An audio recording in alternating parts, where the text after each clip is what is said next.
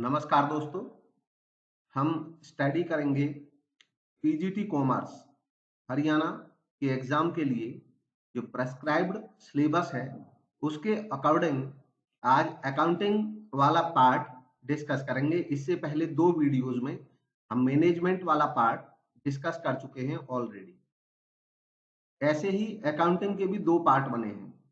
उसके बावजूद मैं ये क्लियर कर देना चाहूंगा कि ये जो वीडियोज हैं इनमें केवल हम एक रिवीजन कर पा रहे हैं, वो भी फास्ट, केवल कॉन्सेप्ट का। वो इस पर्पज से ताकि एग्जाम के टाइम पे ज्यादातर टॉपिक्स तक हमारी पहुंच हो जाए, रीच हो जाए। अकाउंटेंसी में तो खास तौर पे अगर एक भी चैप्टर को अच्छे तरीके से पढ़ा जाता है तो एक चैप्टर के लिए ही 7 से 8 घंटे चाहिए होते हैं, तब उस पर कमांड बनती है, प्रैक्टिस होती है।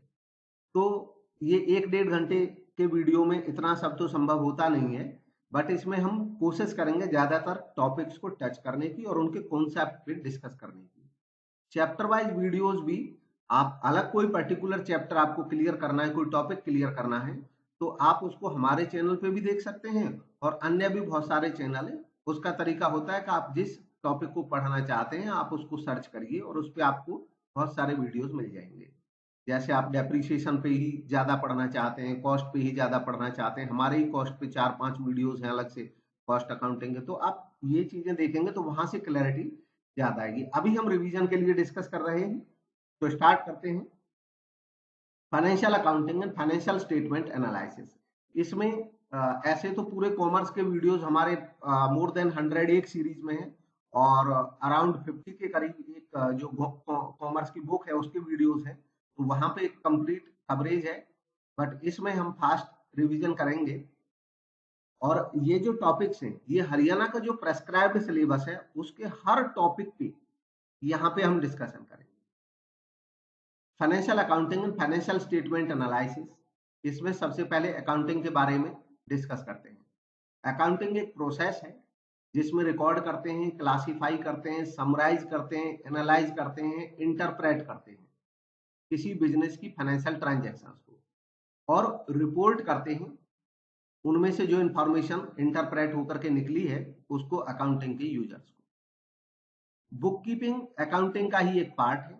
बुक कीपिंग वो प्रोसेस है जिसमें रिकॉर्ड करते हैं day to day financial transactions को, जैसे sale, purchase, payment, receipt etcetera, एक ऑर्गेनाइज्ड मैनर में। तो बुक कीपिंग में खाली ट्रांजैक्शंस को रिकॉर्ड करना और बुक्स प्रिपेयर करना आता है।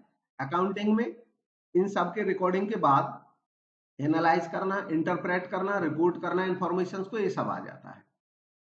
ऑब्जेक्टिव, अकाउंटिंग के ऑब्जेक्टिव्स क्या हैं?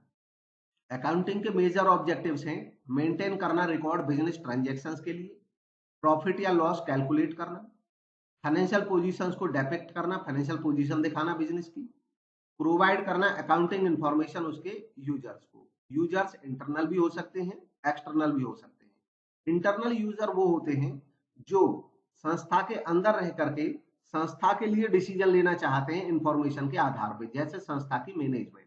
अगर कोई सोल प्रोप्राइटरशिप फर्म है या पार्टनरशिप है तो उसके जो ओनर होते हैं वो भी इंटरनल यूजर ही होते हैं, क्योंकि उसके केस में वो डायरेक्ट मैनेजमेंट देखते हैं संस्था की। जबकि एक कंपनी के केस में जो ज्वाइंट स्टॉक कंपनीज होती हैं इनके ओनर होते हैं share holder. Share holder day to day की फंक्शनिंग में कोई पार्ट लेते नहीं है, वो एक इन्वेस्टर की हैसियत से होते हैं। तो कंपनीज के केस में जब ओनर की बात करें तो वो एक्सटर्नल यूजर्स हो जाते हैं।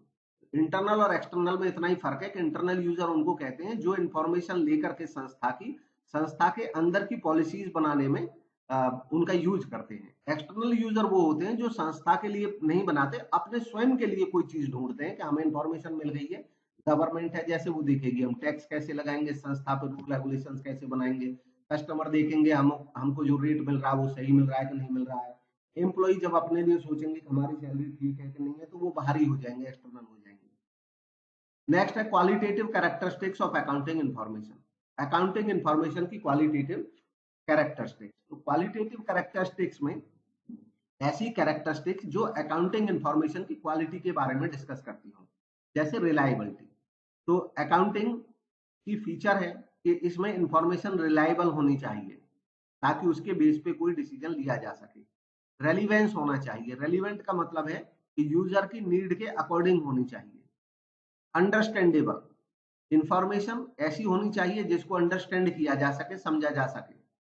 कंपेरेबिलिटी, इंफॉर्मेशन ऐसी हो जिसको कंपेयर किया जा सके ताकि हम एनालाइज कर सकें पिछली अवधि से इस अवधि का, इस संस्था से दूसरी संस्था का, संस्था के एक डिपार्टमेंट से दूसरे डिपार्टमेंट का।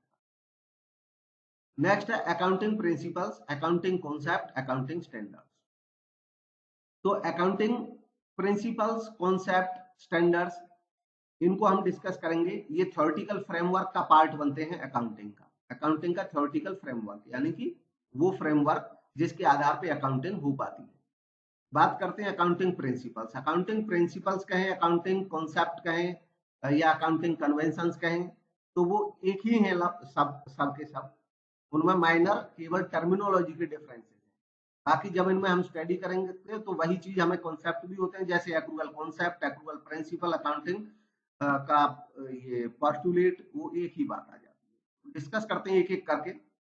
एक्रूअल प्रिंसिपल, हालांकि अब अकाउंटिंग कॉन्सेप्ट, कन्वेंशन, इनमें सब माइनर से डिफरेंसेस होते हैं, उनको हम ऑलरेडी पहले वीडियोस में डिस्कस कर चुके हैं। इसमें हम टू द पॉइंट डिस्कस करेंगे, केवल उन चीजों पे जो सिलेबस में शामिल है।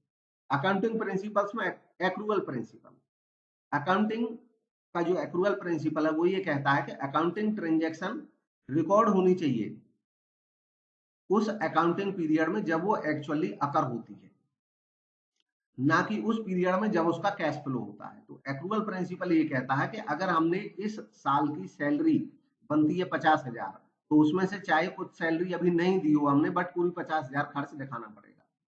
ये एक्रूअल प्रिंसिपल है। ऐसे ही अगर हमने सेल की है इस साल 10 लाख की, उनमें से 2 लाख का अभी कलेक्शन होना बाकी है, तो भी हम सेल 10 लाख की ही दिखाएंगे, उसके हिसाब से प्रॉफिट निकालेंगे।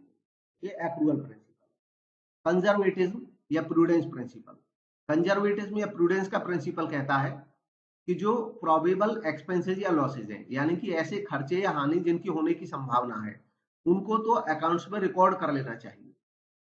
बट अगर कोई रेवेन्यू होने की उम्मीद है कि इनकम हो सकती है हमारी, बट अभी कंफर्म नहीं है, तो उसको तब तक रिकॉर्ड नहीं करेंगे जब तक हम श्योर नहीं हो जाएंगे, निश्चिंत नहीं हो जाएंगे। इसको कहते हैं कंजर्वेटिज्म या प्रूडेंस प्रिंसिपल। और इसके लिए एक टर्म यूज करते हैं, playing safe. Playing safe, safe play करना, सुरक्षित रहना। कंसिस्टेंसी प्रिंसिपल, कंसिस्टेंसी प्रिंसिपल कहता है कि एक बार हमने कोई अकाउंटिंग प्रिंसिपल या मेथड अगर अडॉप्ट किया है, तो उसको कंटिन्यू करना चाहिए, उसको यूज करना चाहिए एक लंबे समय तक। तब तक यूज करना चाहिए जब तक उससे बेहतर कोई प्रिंसिपल हमें ना मिल जाए, उससे बेहतर कोई मेथड ना मिल जाए। नेक्स्ट है कॉस्ट कॉन्सेप्ट। कॉस्ट कॉन्सेप्ट ये कहता है कि जो फिक्स्ड एसेट्स होती हैं किसी बिजनेस की, वो रिकॉर्ड होनी चाहिए उनके ओरिजिनल कॉस्ट के बेस पे, जिसमें वो फर्स्ट ईयर हमने खरीदी थी। बेस वही रहना चाहिए, डेप्रिसिएशन भी लगेगा तो उसका कहीं ना कहीं बेस रहता है। तो कॉस्ट कॉन्सेप्ट कहता है कि कॉस्ट के आधार पे। Next is dual aspect concept. Dual aspect concept कहता है कि अकाउंटिंग में जब हम रिकॉर्डिंग करते हैं चीजों को, तो हर एक क्रेडिट के कॉरेस्पॉन्डिंग एक डेबिट होता है बराबर अमाउंट का।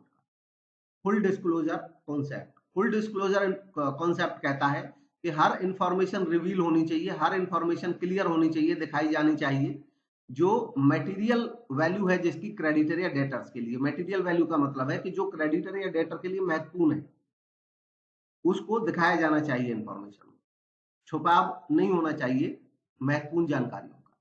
नेक्स्ट है going concern concept. Going concern concept कहता है कि एक बिजनेस की एक्सपेक्टेशन होती है कि वो कंटिन्यू रहेगा, एक लंबे समय तक बिजनेस चलता रहेगा। मैचिंग प्रिंसिपल कहता है कि जब रिकॉर्ड करते हैं रेवेन्यू को, record all related expenses at the same time, यानी कि किसी पर्टिकुलर पीरियड की रेवेन्यू जब हम रिकॉर्ड करते हैं तो उस पर्टिकुलर पीरियड से रिलेटेड खर्चे भी रिकॉर्ड करने चाहिए, ताकि उनके पीरियड मैच हो और हमें सही प्रॉफिट उस पीरियड का पता लगे। नेक्स्ट है मेटीरियलिटी। मेटीरियलिटी कॉन्सेप्ट कहता है कि कोई भी मेटीरियल फैक्ट यानी कि महत्वपूर्ण जानकारियां जो भी हैं, वो अकाउंटिंग में आवश्यक तौर पर रिकॉर्ड होनी चाहिए। नेक्स्ट है money measurement concept. Money measurement concept कहता है कि केवल वो बिजनेस ट्रांजैक्शंस रिकॉर्ड होती हैं बुक्स में जिनको मनी में मेजर किया जा सकता है, जिनकी कोई मॉनेटरी वैल्यू होती है। नेक्स्ट है रेवेन्यू रिकॉग्निशन प्रिंसिपल या रियलाइजेशन कॉन्सेप्ट। इसमें कहा गया है कि रेवेन्यू को, किसी इनकम को रिकॉग्नाइज किया जाएगा जब ये वास्तव में अर्न की गई है, जब उसको अर्न किया गया है।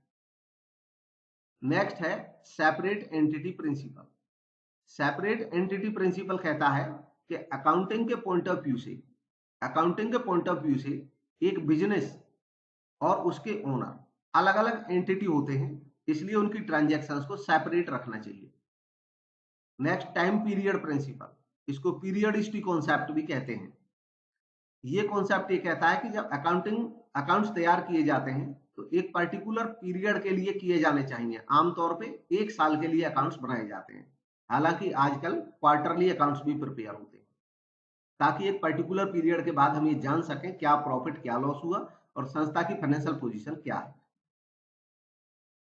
फंडामेंटल अकाउंटिंग एजम्पशंस, 3 ऐसे महत्वपूर्ण अकाउंटिंग के प्रिंसिपल हैं या एजम्पशन हैं या कॉन्सेप्ट हैं जिनको कहा जाता है कि ये फंडामेंटल अकाउंटिंग एजम्पशंस हैं। ये हैं गोइंग कंसर्न, कंसिस्टेंसी और accrual assumption. Going concern, consistency, accrual already अभी डिस्कस कर चुके हैं। ये तीनों को माना जाता है फंडामेंटल अकाउंटिंग एजम्पशन। अगर किसी संस्था की बुक्स में उसके फाइनेंशियल स्टेटमेंट रेडी हो चुके हैं, लेकिन ये नहीं मेंशन्ड है कि इनका प्रयोग किया गया है या नहीं किया गया है, गोइंग कंसर्न, कंसिस्टेंसी और एक्रूअल एजम्पशन का, जो फंडामेंटल अकाउंटिंग एजम्पशन है, तो ये एज्यूम किया जाता है कि इनको फॉलो किया गया है फाइनेंशियल स्टेटमेंट प्रिपेयर करते समय। हालांकि अगर ये 3 एजम्पशंस या इनमें से कोई एक एजम्पशन को अकाउंटिंग प्रिपेयर करते समय फॉलो नहीं किया गया है, तो ऐसे केस में अकाउंटेंट को क्लैरिफाई करना चाहिए कि किस कारण से कौन सा इनमें से एजम्पशन या प्रिंसिपल फॉलो नहीं किया गया है। ये जीसीए जो मैंने लिखी है इसका कोई ऐसा सिग्निफिकेंस नहीं है, ये केवल टर्म याद करने के लिए लिखी है कि इसको हम ऐसे याद कर सकते हैं जीसीए के नाम से, going concern, consistency, accrual assumption. Next is accounting standards. अब थ्योरेटिकल फ्रेमवर्क का दूसरा पार्ट है अकाउंटिंग स्टैंडर्ड्स। अकाउंटिंग स्टैंडर्ड किसी भी देश की एक अकाउंटिंग बॉडी बनाती है ताकि वहां के अकाउंटेंट्स उसको फॉलो करें। इंडिया में अकाउंटिंग स्टैंडर्ड्स इशू किए जाते हैं अकाउंटिंग स्टैंडर्ड बोर्ड एएसबी के द्वारा। एएसबी बनाया गया था 1977 में। एएसबी काम करता है आईसीएआई के अंतर्गत, और ICAI institute of chartered accountants of India एक स्टैट्यूटरी बॉडी है जिसको बनाया गया था चार्टर्ड अकाउंटेंट्स एक्ट 1949 के under. Mandatory accounting standards ICAI के, जो 1 जुलाई 2017 तक की ये अपडेटेड लिस्ट है, ये महत्वपूर्ण स्टैंडर्ड्स है। आपको इनमें से सबको याद रखने की जरूरत नहीं है। एग्जाम में जो पूछे जाते हैं वो कौन से होते हैं, खासतौर पे कई दफा लोग पूछते हैं कि कौन से अकाउंटिंग स्टैंडर्ड्स हैं जो ज्यादा पूछे जाते हैं। इसका सीधा सा ये होता है कि ऐसे अकाउंटिंग स्टैंडर्ड्स जो आपके सिलेबस के बीच में कहीं आ रहे हो, जैसे हमने सिलेबस पढ़ा अकाउंटिंग का, तो आमतौर पे जिन टॉपिक्स को हम ज्यादा पढ़ते हैं उनसे रिलेटेड अकाउंटिंग स्टैंडर्ड्स ही पूछे जाते हैं। तो इनमें से जो महत्वपूर्ण है मैं उनका नाम बोल देता हूं, आप चाहे तो पॉज करके सबको भी पढ़ सकते हैं। ES1 disclosure of accounting policies, ES2 valuation of inventories, ES3 cash flow statements. इसके बाद ES6 भी महत्वपूर्ण था पर अब ये विड्रॉ हो गया है और ये ES10 में ही मर्ज हो गया है। इसके बाद महत्वपूर्ण कॉन्सेप्ट है ES10 property plant and equipment. इसके बाद ES14 अकाउंटिंग फॉर एमलगमेशन। इसके बाद ES16 borrowing cost, ES17 segment reporting, ES19 lease, ES20 earning per share. इसके बाद ES26 इंटेंजिबल एसेट्स। इसके बाद ES28 इम्पेयरमेंट ऑफ एसेट्स। ऐसे सारे महत्वपूर्ण हैं, लेकिन मैंने उन पे निशान लगाया जो आमतौर पे एग्जाम्स में पूछ लिए जाते हैं। अब है IFRS, international accounting standards committee, IASC, 29 June 1973 को बनी लंदन में। सर हेनरी बेंसन, जो फॉर्मर प्रेसिडेंट थे institute of chartered accountants of England and Wales के, उनके इनिशिएटिव। टोटल 16 अकाउंटिंग बॉडीज, जैसे कि institute of chartered accountants from 9 nations, USA, Canada, Britain and Ireland, Australia, France, Germany, Japan, Mexico, Netherland, इन्होंने sign किया construction इसका formation का। ये international level पे जो अकाउंटिंग स्टैंडर्ड्स बनते हैं उनसे रिलेटेड अभी बात हो रही है। इसमें international accounting standards committee, IAS, international accounting standards बनाने का काम करती थी। 9 नेशंस की बॉडीज इसमें शामिल थी, और 16 बॉडीज इसलिए थी, किसी देश की एक बॉडी थी, किसी देश की कई बॉडीज थी। जैसे ब्रिटेन एंड आयरलैंड की अकेले की 6 बॉडीज हैं, USA की 1 है, ऑस्ट्रेलिया की 2 हैं, जर्मनी की 2 हैं, बाकी की एक एक है। इस तरह 16 अकाउंटिंग बॉडीज थी जिन्होंने साइन किए थे इसमें। It devised and published international accounting standards, इसने इंटरनेशनल अकाउंटिंग स्टैंडर्ड्स बनाए। 2001 में international accounting standard board, IASB, बना IASC की जगह। जो इंटरनेशनल अकाउंटिंग स्टैंडर्ड कमेटी थी उसकी जगह अब बोर्ड बन गया 2001 में। अपनी पहली मीटिंग में ही बोर्ड ने अडॉप्ट कर लिए एग्जिस्टिंग IAS, जितने भी IASC के IAS थे, इंटरनेशनल अकाउंटिंग स्टैंडर्ड थे, उनको अडॉप्ट कर लिया एज इट इज।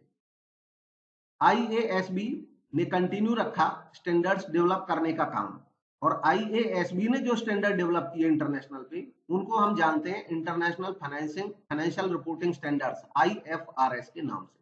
तो ये महत्वपूर्ण जानकारी है कि जो IFRS है ये इंटरनेशनल अकाउंटिंग स्टैंडर्ड बोर्ड ने बनाए हैं, और जो पहले IAS थे वो इन्होंने एज इट इज जो के त्यों एक्सेप्ट किए हैं।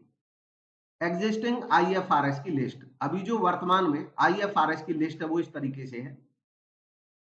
तो आप इसको पॉज करके पढ़ सकते हैं, इनमें से मैं एक एक नहीं पढ़ूंगा, आप इनको पढ़ सकते हैं पॉज करके।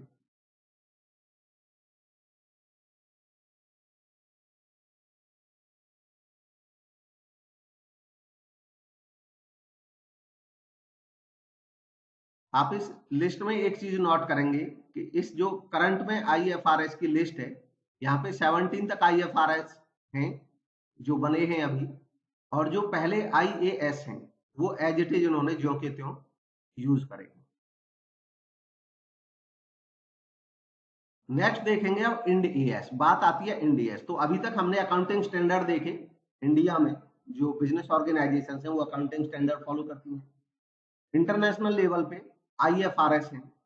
इंड AS, अब चूंकि इंडिया में भी मल्टीनेशनल कंपनीज बढ़ रही हैं, तो यहाँ पे जरूरत होती है कि हमारे भी अकाउंटिंग स्टैंडर्ड ऐसे हों जो इंटरनेशनल अकाउंटिंग स्टैंडर्ड्स के जैसे हों, उनसे मिलते जुलते हों।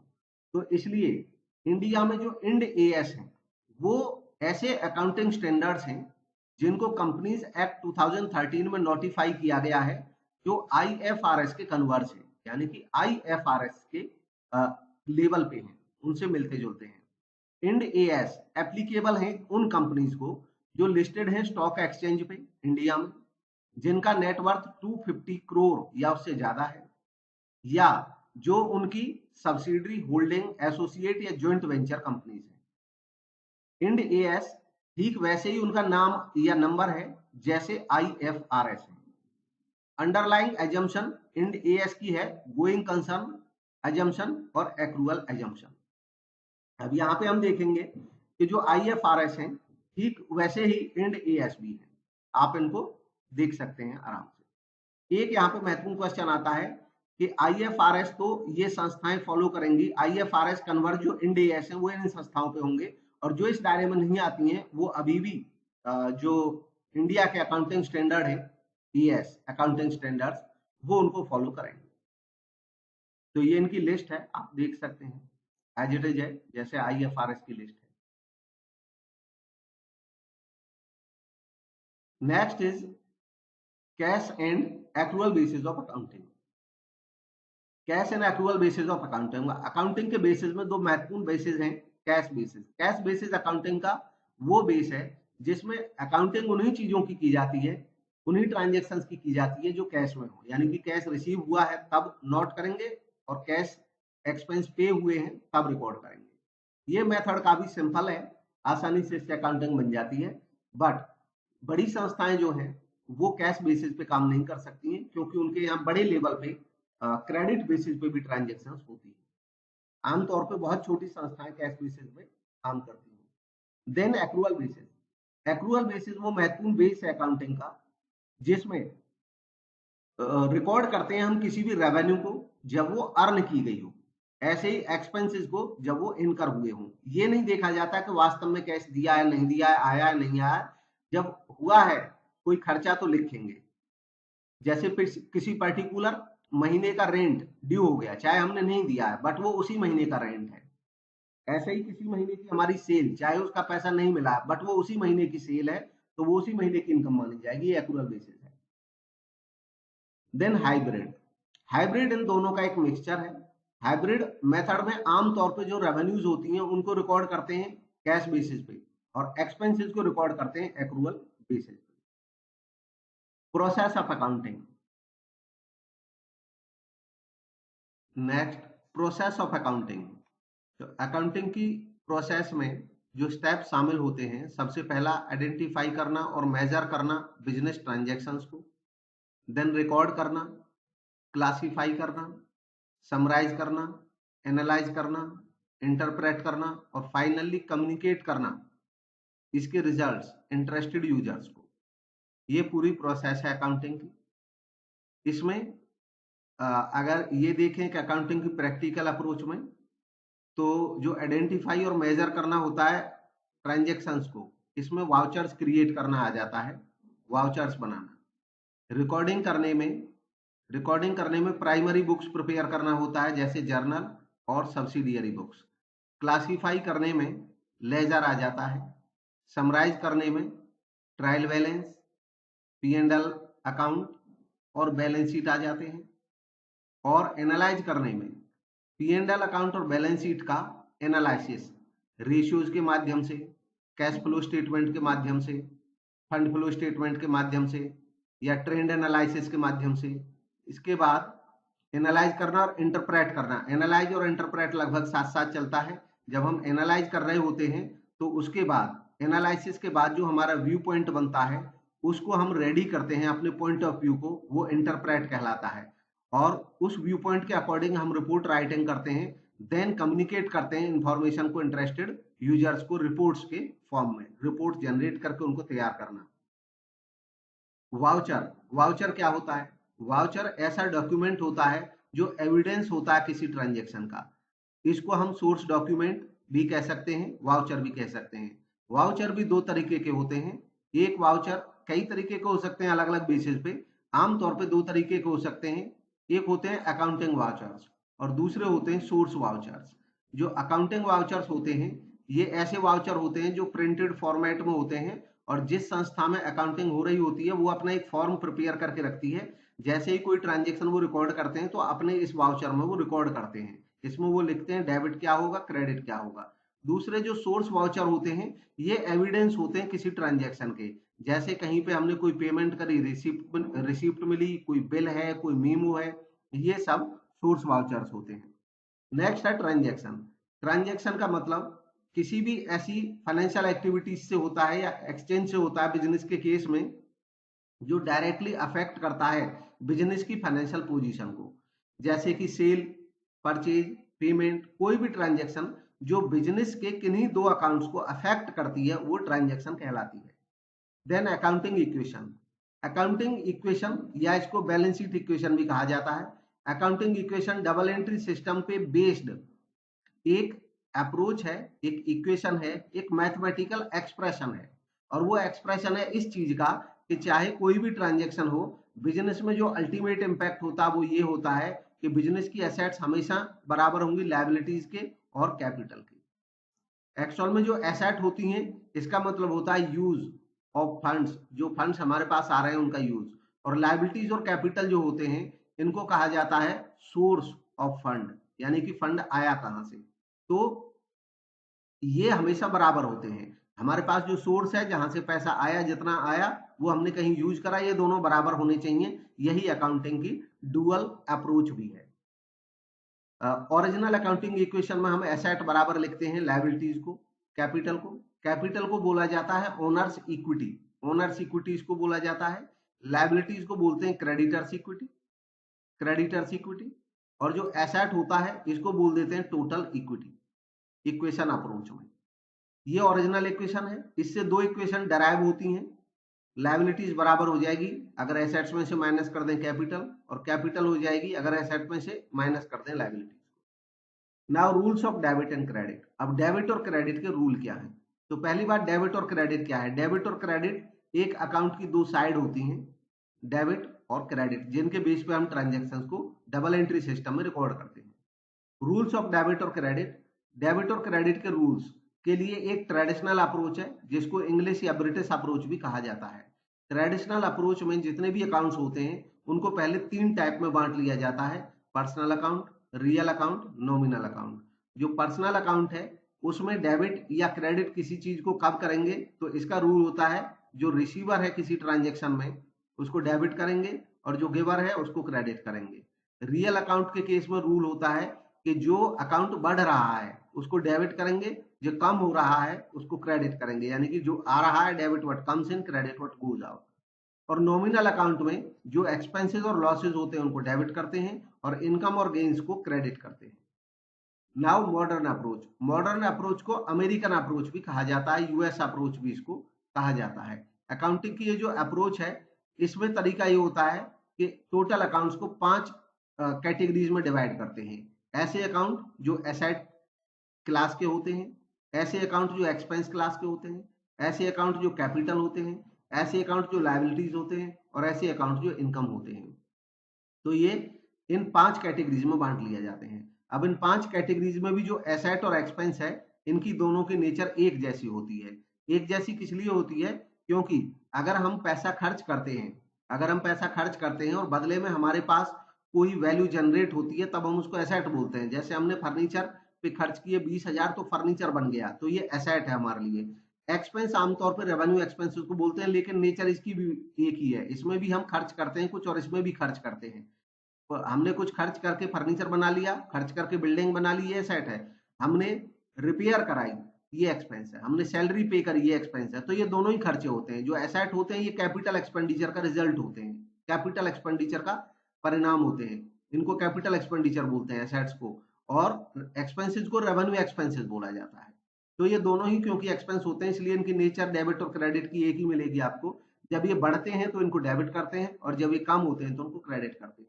देन नेक्स्ट है कैपिटल, लायबिलिटी और इनकम। इनकी भी नेचर एक होती है इसलिए ये एक ग्रुप में है यहाँ पे।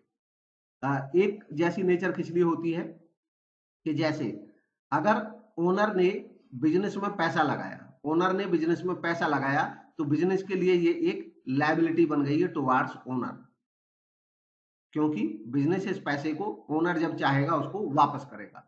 तो ये कैपिटल जो है बिजनेस की लायबिलिटी है। देन लायबिलिटीज, ये थर्ड पार्टी लायबिलिटीज होती हैं बाहर वालों की। तो बिजनेस के लिए ये भी लायबिलिटीज हैं, ये बाहर वालों के प्रति लायबिलिटी है, ये ओनर्स के प्रति लायबिलिटी है।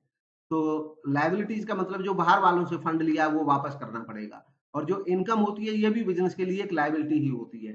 जैसे अगर किसी बिजनेस ने इनकम अर्न कर ली है तो या तो उस इनकम को जब तक बिजनेस में वो रहेगी, यानी कि उस पैसे को वो जब तक बिजनेस में रहेगा वो रिजर्व बन के रहेगी, और अदरवाइज इस इनकम पे जो राइट है वो ओनर्स का है। ओनर्स मांगेंगे कि हमारा प्रॉफिट दो, हमारा डिविडेंड हमको दो। तो कोई इनकम अगर हो जाती है तो वो भी बिजनेस के लिए लायबिलिटी है, क्योंकि उस इनकम पे जो राइट है वो ओनर्स का है। ये लायबिलिटी होती है टुवार्ड्स ओनर। इसीलिए बैलेंस शीट में आप देखेंगे कैपिटल भी लायबिलिटीज में दिखाई जाती है, लायबिलिटीज भी लायबिलिटीज में दिखाई जाती है, और इनकम अगर बच रही है जैसे प्रॉफिट एंड लॉस अकाउंट का बैलेंस, तो वो भी लायबिलिटीज में दिखता है। तो ये तीनों की नेचर एक हो जाती है और इसलिए इनका एक ही रूल होता है। ये जो मॉडर्न अप्रोच है कि अगर ये डिक्रीज होते हैं तो डेबिट होते हैं, और अगर ये इंक्रीज होते हैं तो क्रेडिट होते हैं, तीनों ही। तो ये रूल है मॉडर्न अप्रोच में डेबिट और क्रेडिट का। Next is books of original entry. Journal and special purpose books. तो अकाउंटिंग का वाउचर्स बनाने के बाद अगली जो प्रोसेस होती है उनको रिकॉर्ड करना होता है।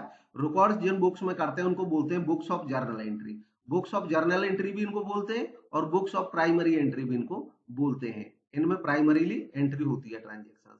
इनको डे बुक्स भी बोला जाता है, डे बुक्स, क्योंकि ये डेली बेसिस पे तैयार होती हैं, तो डे बुक्स भी इनको बोलते हैं। स्पेशल पर्पज बुक्स, जर्नल जो होता है उसके अलावा अन्य जितनी भी डे बुक होती हैं उनको स्पेशल पर्पज बुक होते हैं, क्योंकि जर्नल में तो सारी ट्रांजेक्शन इकट्ठी हो सकती हैं, हर तरह की ट्रांजेक्शन को कर सकते हैं। जो स्पेशल पर्पज बुक्स हैं ये जर्नल के लिए सब्सिडियरी होती हैं। जो स्पेशल पर्पज बुक्स हैं ये जर्नल की सब्सिडियरी बुक्स होती हैं, सहायक। यानी कि अगर हम चाहते हैं कि जर्नल में सारी ट्रांजेक्शन्स ना लिखें तो हम कुछ इसकी सहायक पुस्तकें, कुछ सब्सिडियरी बना लेते हैं। जैसे कैश वाली एंट्री कैश बुक में लिख दें तो ये जर्नल की सब्सिडियरी होगी। इस केस में कैश वाली कैश बुक में चली जाएंगी, बाकी सारी एंट्री जर्नल में बची रहेंगी। अब क्योंकि जो कैश बुक है ये स्पेशल पर्पज के लिए बनी है कि केवल कैश वाली एंट्री यहाँ पे होंगी, इसलिए इसको स्पेशल पर्पज बुक भी बोलते हैं। ठीक वैसे ही अगर हम परचेज वाली एंट्री परचेज बुक में कर दें तो ये भी जर्नल की सब्सिडियरी बुक है। अब जो परचेज वाली एंट्री है वो जर्नल में नहीं आएंगी, तो जो भी हम बुक बनाएंगे उसकी एंट्री वो जर्नल का ही एक तरह से पार्ट है, एक सब्सिडरी है, वो एंट्री जर्नल से हट जाएंगी और उस बुक में वो बनी रहेंगी। और ये बुक इसलिए स्पेशल पर्पज बुक भी कहलाती है क्योंकि इनके पर्पज स्पेशल रहते हैं और इनको सब्सिडियरी बुक्स भी बोलते हैं। बुक जिसमें रिकॉर्ड करते हैं ट्रांजैक्शन को फर्स्ट टाइम उनको जर्नल भी बोलते हैं और उनको बुक्स ऑफ ओरिजिनल एंट्री भी बोलते हैं। जर्नल जो है इसको बोलते हैं बुक्स ऑफ ओरिजिनल एंट्री, और जो लेजर होता है उसको बोलते हैं principal book of entry. Principal book of entry ledger को बोलते हैं। जर्नल सब डिवाइडेड होता है कई बुक्स में, जैसे जर्नल प्रॉपर, कैश बुक और अदर डे बुक्स। अब यहाँ पे ऑलरेडी हम इनके बारे में डिस्कस कर चुके हैं। जब स्पेशल पर्पज के लिए कोई बुक्स बनती हैं तो इनको अदर डे बुक बोल देते हैं, या सब्सिडरी बुक बोल देते हैं, या इनको स्पेशल पर्पज बुक बोल देते हैं। परचेज की परचेज बुक, इवन इसको परचेज बुक की बजाय परचेज जर्नल भी बोल सकते हैं। सेल्स बुक या sales journal, purchase return book या purchase return journal, sales return book या सेल्स रिटर्न जर्नल। ऐसे ही बिल्स रिसीवेबल वाली ट्रांजेक्शन के लिए बीआर बुक या बीआर जर्नल, बीपी बुक या बीआर जर्नल। जो कैश बुक है ये भी एक स्पेशल पर्पज बुक है। और जब हम ये सारी बुक बनाते हैं, special purpose book, cash book और बाकी ये सारी बुक्स, तो इस केस में जो एंट्रीज बच जाती हैं वो जर्नल में ही जाती हैं। और ऐसे केस में उस जर्नल को जिसमें केवल रिमेनिंग एंट्रीज होती हैं उसको जर्नल प्रॉपर बोला जाता है, journal proper. Now ledger, posting from journal in subsidiary books, balancing of account. अगला काम जो अकाउंटिंग प्रोसेस का होता है क्लासिफिकेशन का।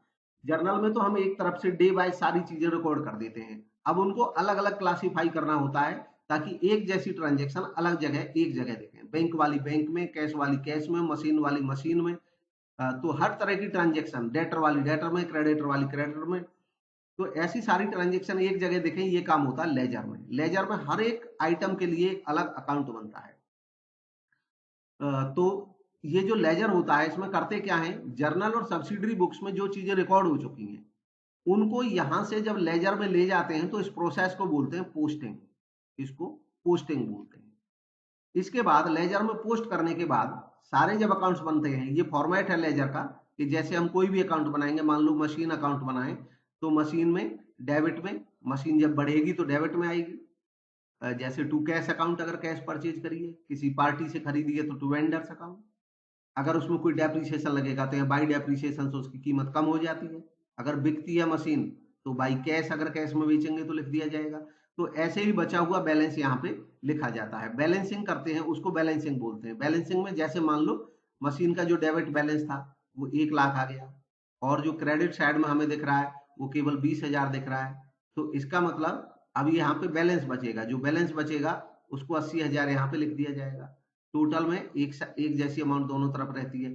जो बैलेंस है उसको लास्ट में जिस डेट पे भी बैलेंस निकालते हैं यहाँ पे लिखते हैं by balance, by balance sheet carried down. तो ये बैलेंसिंग होती है। हर एक अकाउंट का बैलेंस होता है, कैश अकाउंट, मशीन अकाउंट, तो इनके जो बैलेंसेज निकलते हैं उनको बाद में हम समराइज करते हैं ट्रायल बैलेंस पर ले जाकर के। लेजर को कहा जाता है principal book of accounting system. Ledger collection है सभी अकाउंट्स का, चाहे वो डेबिट है चाहे वो क्रेडिट है, सारे अकाउंट्स का कलेक्शन लेजर में बन जाता है। तो लेजर में इस तरह सारे अकाउंट्स जब बन जाते हैं तो उन अकाउंट से हम बनाते हैं trial balance.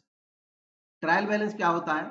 Meaning of trial balance, सबसे पहले ट्रायल बैलेंस एक स्टेटमेंट होता है जिसमें सारे बैलेंसेस दिखाई देते हैं, चाहे डेबिट अकाउंट हो चाहे क्रेडिट अकाउंट हो।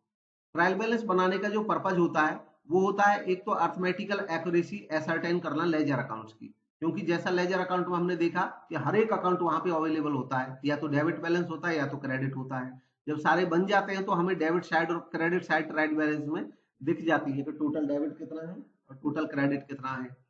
तो जब दोनों साइड आ जाती है तो हमें पता चल जाता है कि अगर दोनों साइड मिल गई तो एक तौर पे ये माना जाता है कि इसका मतलब कोई अर्थमेटिकल एरर नहीं बची है। तो अर्थमेटिकल एक्यूरेसी हमें इससे पता चलती है, ये एक इसका ऑब्जेक्टिव है। दूसरा है कोई एरर भी यहाँ पे लोकेट हो जाती है, अगर मिल नहीं रहा है तो हमें पता चलता है कहीं ना कहीं एरर रह गई है। इसके अलावा जब हम समराइज कर लेते हैं सारी चीजों को तो वो एक जगह पे आ जाती हैं, एक पेज पे आ जाती हैं। अब समराइज फॉर्म में जब हमारे पास जानकारी आ गई तो अब उससे फाइनेंशियल स्टेटमेंट बनाना आसान हो जाता है, हमें हर एक अकाउंट्स को अलग अलग जाके ढूंढना नहीं पड़ेगा, सारे अकाउंट्स के बैलेंस हमें एक जगह इकट्ठे समराइज फॉर्म में मिल जाते हैं। उससे हम P&L अकाउंट बैलेंस शीट आसानी से बना सकते हैं। Next, preparation of trial balance. अब ट्रायल बैलेंस को प्रिपेयर करने का तरीका, तो तीन तरीके आमतौर पे इसके हो सकते हैं, totals method, balance method and total come balance method. Total method का मतलब है कि इसमें जब ट्रायल बैलेंस बनाते हैं तो ट्रायल बैलेंस चाहे इसका कोई स्टैंडर्ड फॉर्मेट तो है नहीं, लेकिन ट्रायल बैलेंस बनाने का एक नॉर्मल तरीका होता है कि उसमें एक कॉलम रखा जाता है नेम ऑफ द अकाउंट्स के लिए। यहाँ पे name of the accounts, accounts के नाम आ जाएंगे, यहाँ पे डेबिट आ जाएगा और यहाँ पे क्रेडिट हो जाएगा। टोटल मेथड में क्या करते हैं, हर एक अकाउंट के टोटल लिखे जाते हैं। जैसे कैश अकाउंट, अब कैश अकाउंट का डेबिट साइड का टोटल लिखेंगे और कैश अकाउंट का क्रेडिट साइड का टोटल लिखेंगे, ऐसे ही हर अकाउंट का टोटल लिखते चले जाते हैं। बैलेंस मेथड ज्यादातर जो बनाते हैं वो बैलेंस मेथड बनता है ट्रायल बैलेंस का। बैलेंस मेथड से जब ट्रायल बैलेंस बनाते हैं तो इसमें क्या करते हैं, केवल बैलेंस लिखते हैं। जैसे कैश का बैलेंस डेबिट है तो यहाँ लिखेंगे डेबिट साइड में, ऐसे ही डेटर्स का बैलेंस डेबिट होगा, यहाँ लिखेंगे डेबिट साइड में। क्रेडिटर का बैलेंस क्रेडिट होगा, यहाँ लिखेंगे।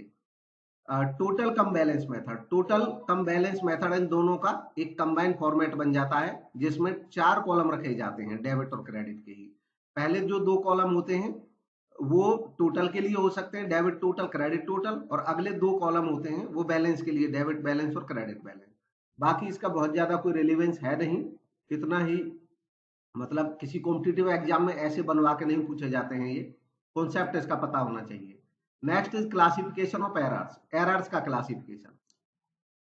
अकाउंटिंग करते समय कुछ ऐसे कारण होते हैं जिनकी वजह से एरर हो सकती है। अब जो एरर होती है, कुछ एरर तो ट्रायल बैलेंस बनाने पे पता चल जाती है। जैसे ट्रायल बैलेंस में हमने देखा कि डेबिट साइड एक तरफ लिखा मिलेगा, क्रेडिट साइड दूसरी तरफ लिखा मिलेगा। अगर इनका टोटल नहीं मिला, डेबिट और क्रेडिट के दोनों के टोटल जो है वो बराबर नहीं हुए हैं दोनों साइड के, तो इसका मतलब कोई एरर है।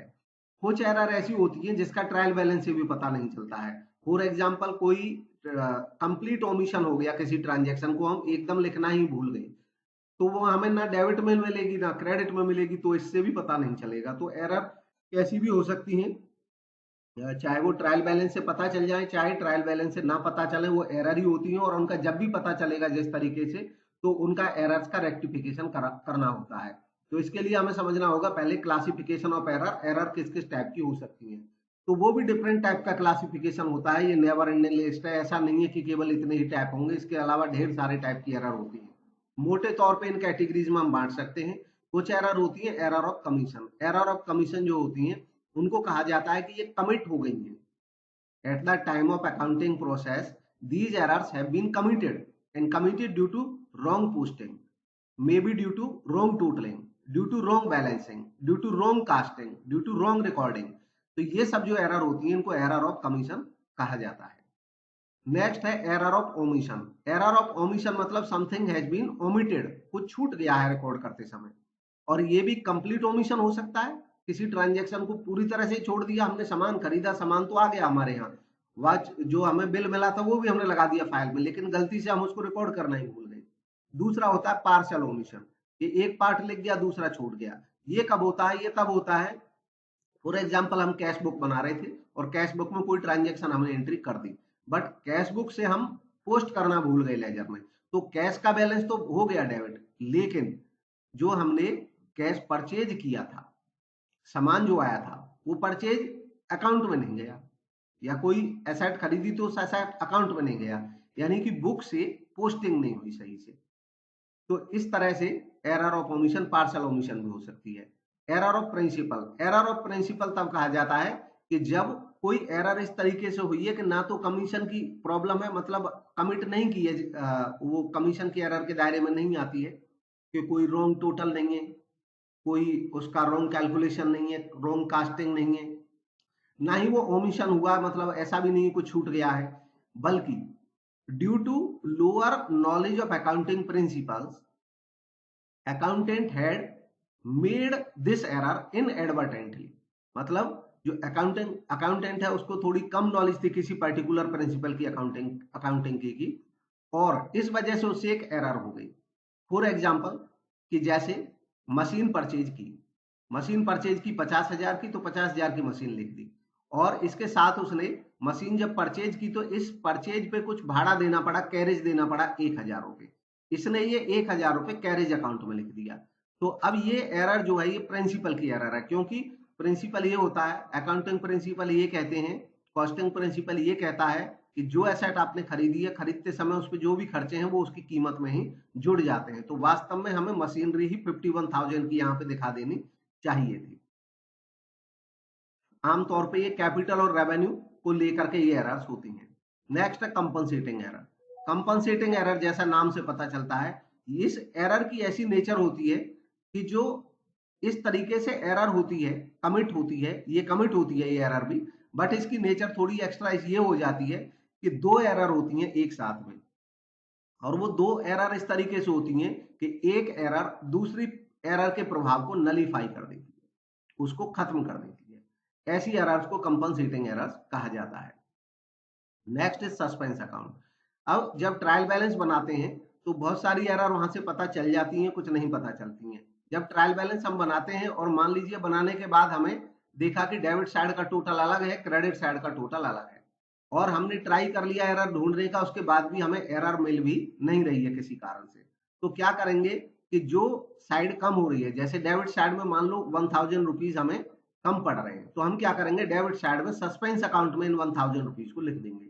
इसको सस्पेंस अकाउंट बनाना बोला जाता है।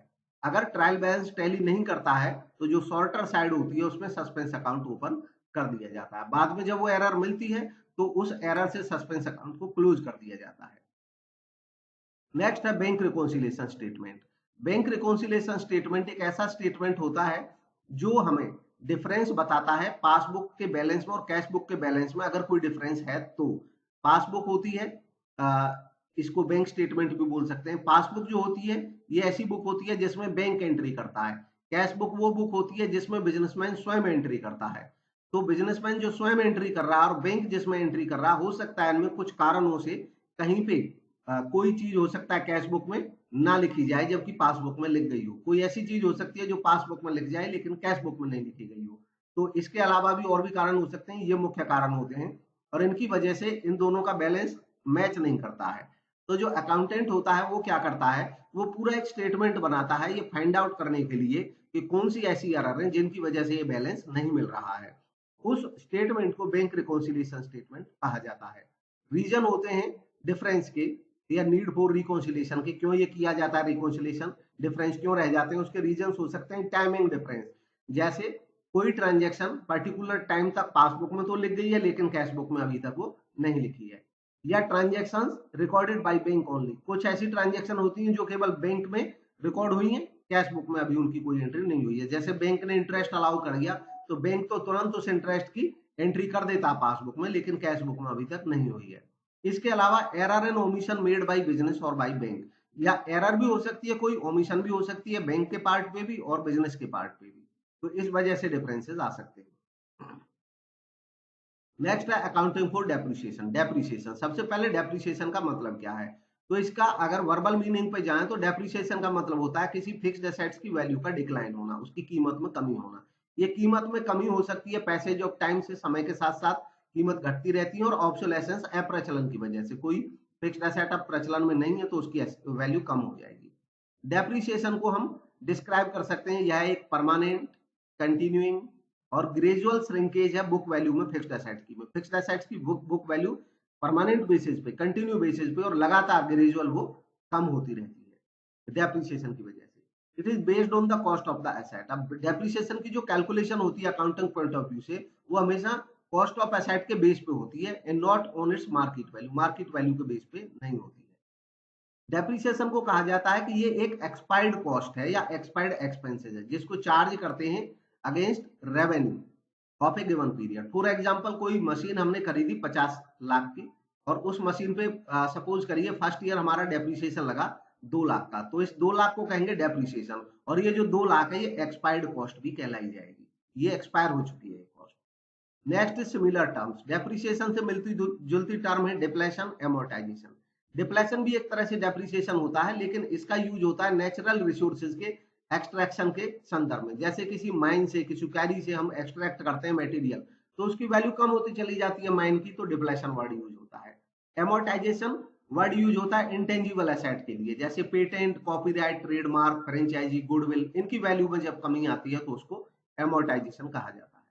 डेप्रिसिएशन के कॉजेज क्या होते हैं? आमतौर पे जो डेप्रिसिएशन होता है उसके कॉज हो सकते हैं वियर एंड टियर, टूटना फटना, समय के साथ साथ पुराना होना, एक्सपायरेशन ऑफ लीगल राइट। अगर कोई राइट था हमारा पेटेंट का, कॉपीराइट का, तो जैसे जैसे वो एक्सपायर होता है उसकी कीमत कम हो जाती है। ऑब्सोलेसेंस, अप्रचलन, और इसके अलावा कुछ एबनॉर्मल फैक्टर्स भी हो सकते हैं। Next is need for depreciation. Depreciation की नीड क्यों होती है? तो पहली नीड होती है कॉस्ट एंड रेवेन्यू मैच करने के लिए। मैचिंग कॉन्सेप्ट कहता है कि किसी पर्टिकुलर पीरियड से रिलेटेड रेवेन्यू और उससे रिलेटेड खर्चे उस पीरियड में देखने चाहिए। तो अगर हमने कोई मशीन ली है और उस मशीन को हम यूज कर रहे हैं, तो पहले साल हमने मशीन यूज करी, मशीन हमारे पास है, बट उस मशीन को यूज किया तो उस मशीन की वजह से हमको कोई रेवेन्यू हुई, कोई इनकम हुई, तो इसलिए उस मशीन की जो कॉस्ट में कमी, कीमत में कमी, जिसको डेप्रिसिएशन कहा जाता है, वो भी उस पर्टिकुलर पीरियड में दिखनी चाहिए। कंसिडरेशन फॉर टैक्स, टैक्स के लिए कंसिडरेशन, क्योंकि अगर हम डेप्रिसिएशन नहीं लगाएंगे तो हमारा जो प्रॉफिट है वो अननेसेसरीली ज्यादा दिखेगा, तो ज्यादा टैक्स लगेगा, इसलिए डेप्रिसिएशन लगाएंगे तो टैक्स भी सही लगेगा। True and fair financial position, अगर हम डेप्रिसिएशन नहीं लगाएंगे तो मशीन की या किसी भी एसेट की जो पुरानी कीमत है वही बार बार दिखती रहेगी। अगर हम डेप्रिसिएशन लगाएंगे तो वो घटी हुई कीमत दिखेगी, जो ट्रू और फेयर फाइनेंशियल पोजीशन इससे दिखेगी। कंप्लायंस विद लॉ, इसके अलावा लॉ का पालन भी होता है, कंप्लायंस होता है। लॉ के अकॉर्डिंग डेप्रिसिएशन कुछ एसेट्स पे लगाना कंपलसरी होता है, तो इसलिए डेप्रिसिएशन लॉ का भी कंप्लायंस कराने में मदद करता है। अब factors affecting the amount of depreciation. Amount of depreciation कम हो सकती है, ज्यादा हो सकती है, कितनी हो सकती है, कुछ फैक्टर हैं जो इस बात को प्रभावित करते हैं। तो डेप्रिसिएशन की जो अमाउंट है वो डिपेंड करेगी कॉस्ट ऑफ असेट पे। कॉस्ट ऑफ असेट ज्यादा है तो डेप्रिसिएशन की वैल्यू भी ज्यादा रहेगी। एस्टिमेटेड नेट रेजिडुअल वैल्यू या स्क्रैप वैल्यू या breakup value. Residual value, scrap value, breakup value का मतलब एक ही है, और इसका मतलब ये होता है कि कोई एसेट हमने आज 50 लाख की खरीदी, हम उसको 10 साल यूज करेंगे तो 10 साल बाद भी उसकी कोई ना कोई वैल्यू बचेगी। सपोज करिए 10 साल बाद इसकी वैल्यू 10 लाख बच जाती है, तो इसको हम रेजिडुअल वैल्यू, स्क्रैप वैल्यू या ब्रेकअप वैल्यू कहेंगे। ये 10 लाख रुपए घटा देंगे क्योंकि ये वैल्यू बाद में इस एसेट की बनी रहेगी, तो इसका मतलब जो 40 लाख की वैल्यू है वो हमने कंज्यूम कर दी है इस पीरियड के दौरान।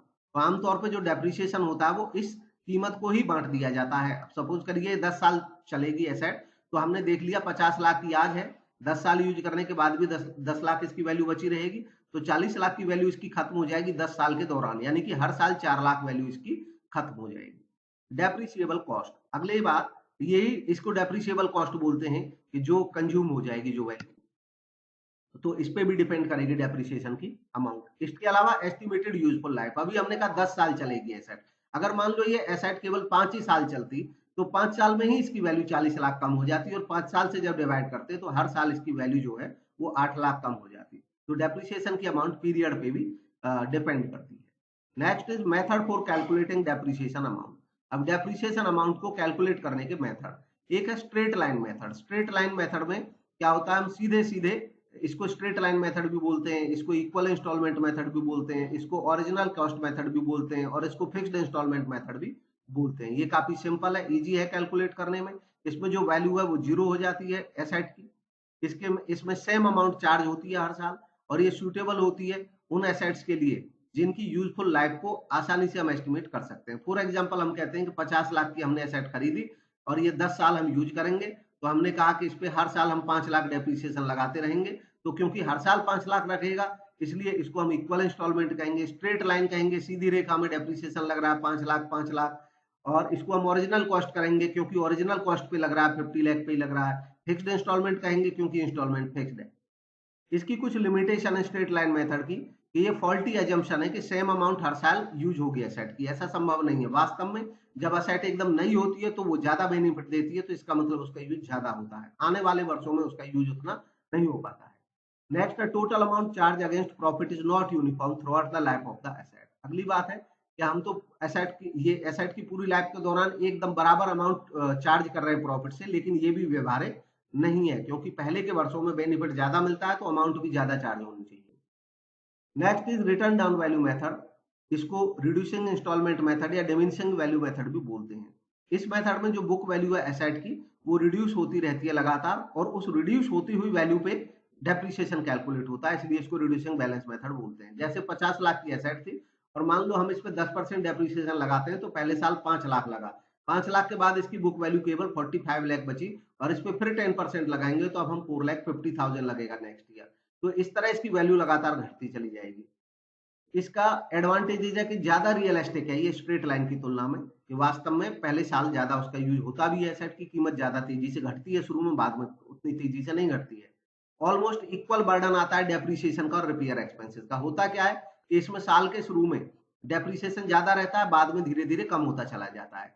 एसेट जब नई रहती है तो उस पर रिपेयर का खर्चा कम रहता है, बाद में धीरे धीरे रिपेयर बढ़ती रहती है, तो वो उसको कंपोप करता रहता है, तो अल्टीमेटली इक्वल बर्डन पड़ता है। Accepted by income tax department इसको एक्सेप्ट करता है। और loss due to obsolescence get reduced, इसमें अप्रचलन के कारण जो लॉस हो सकता है वो भी कम हो जाता है। Suitable for fixed asset with which last for long, ये सूटेबल है ऐसी एसेट के लिए जो लंबे समय तक रहती है। कारण क्या है, इसमें हमेशा एसेट की कोई ना कोई वैल्यू रहती ही है, जीरो कभी हो ही नहीं सकती है, क्योंकि अगर 10% डेप्रिसिएशन लगेगा तो 90% तो हमेशा एसेट बची ही रहेगी, तो उसकी वैल्यू हमेशा बनी रहेगी। Next is limitation. इसकी कुछ लिमिटेशन भी है कि वैल्यू कभी जीरो नहीं हो सकती है, और दूसरा है कि ये डिफिकल्ट है रेट ऑफ डेप्रिसिएशन कैलकुलेट करने के लिए। Next is provision and reserves. Provision of reserves में देखेंगे तो प्रोविजन क्या होता है, सबसे पहले ये समझेंगे। प्रोविजन होता है कि प्रॉफिट में से कुछ सर्टेन एक्सपेंसेस के या लॉसेस के लिए हम कुछ अमाउंट रख लेते हैं, तो उसको कहते हैं प्रोविजन। हमें पता होता है कि एक्सपेंसेस और लॉसेस कौन से हैं जिनके लिए हम अमाउंट रख रहे हैं, बट इनकी जो अमाउंट है उसको हम सर्टेनिटी के साथ अभी नहीं जान सकते हैं। इनके लिए हम प्रॉफिट में से जो पैसा बचा के रखते हैं उसको प्रोविजन कहते हैं। प्रोविजन के एग्जांपल है जैसे provision for depreciation, provision for bad and doubtful debts, provision for taxation, provision for discount on debtors, provision for repair and renewals. ये सारे खर्चे ऐसे हैं जिनके बारे में हमें पता है कि ये होने ही हैं, बट ये नहीं पता है कि कितने होने हैं, तो इसलिए इनका होना सर्टेन है बट इनकी अमाउंट अनसर्टेन है, इसके लिए बनता है प्रोविजन। नेक्स्ट है रिजर्व। रिजर्व का मतलब होता है प्रॉफिट का एक पार्ट जिसको बिजनेस साइड में रख लेता है और बिजनेस में रिटेन कर लेता है कि फ्यूचर में कोई नीड आएगी तो उसको यूज कर लिया जाएगा। आमतौर पे जो रिजर्व होते हैं ये ग्रोथ या एक्सपेंशन के पर्पज के लिए रखे जाते हैं या किसी कंटेंजेंसी के लिए, यानी कि अचानक कोई खर्च आ गया उसके लिए रख लेते हैं।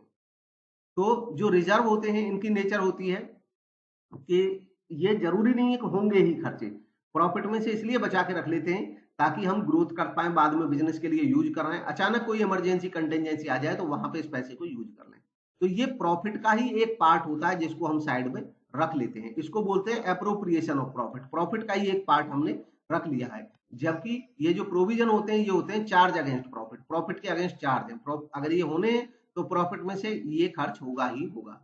रिजर्व्स के जो एग्जांपल है उनमें general reserve, workman compensation reserve, reserve या फंड यहाँ पे एक ही बात है, रिजर्व का हो या फंड का हो, investment fluctuation fund, capital reserve, dividend equalisation reserve, debenture redemption reserve, ये सभी ऐसे खर्चे हैं कि जरूरी नहीं है ये होंगे, बट इनके लिए हम पैसा बचा के रखेंगे तो वो रिजर्व कहलाता है। यहाँ पे टर्म जो रिजर्व है और फंड है इसमें एक अंतर होता है, आमतौर पे ये एक जैसे यूज हो जाते हैं, जैसे जनरल रिजर्व कहें या रिजर्व फंड कहें, वर्कमैन कंपनसेशन रिजर्व कहें या वर्कमैन कंपनसेशन फंड कहें, एक ही बात है। एक अंतर यह होता है कि अगर प्रॉफिट में से पैसा हमने बचाया और उस पैसे को फर्म में ही रहने दिया तो उसको रिजर्व कहते हैं, लेकिन अगर हमने प्रॉफिट में से कुछ पैसा बचाया किसी पर्टिकुलर आइटम के नाम पे और उस पैसे को हमने फर्म में ना रख के बाहर कहीं इन्वेस्ट कर दिया, तब उसके लिए वर्ड यूज होता है फंड।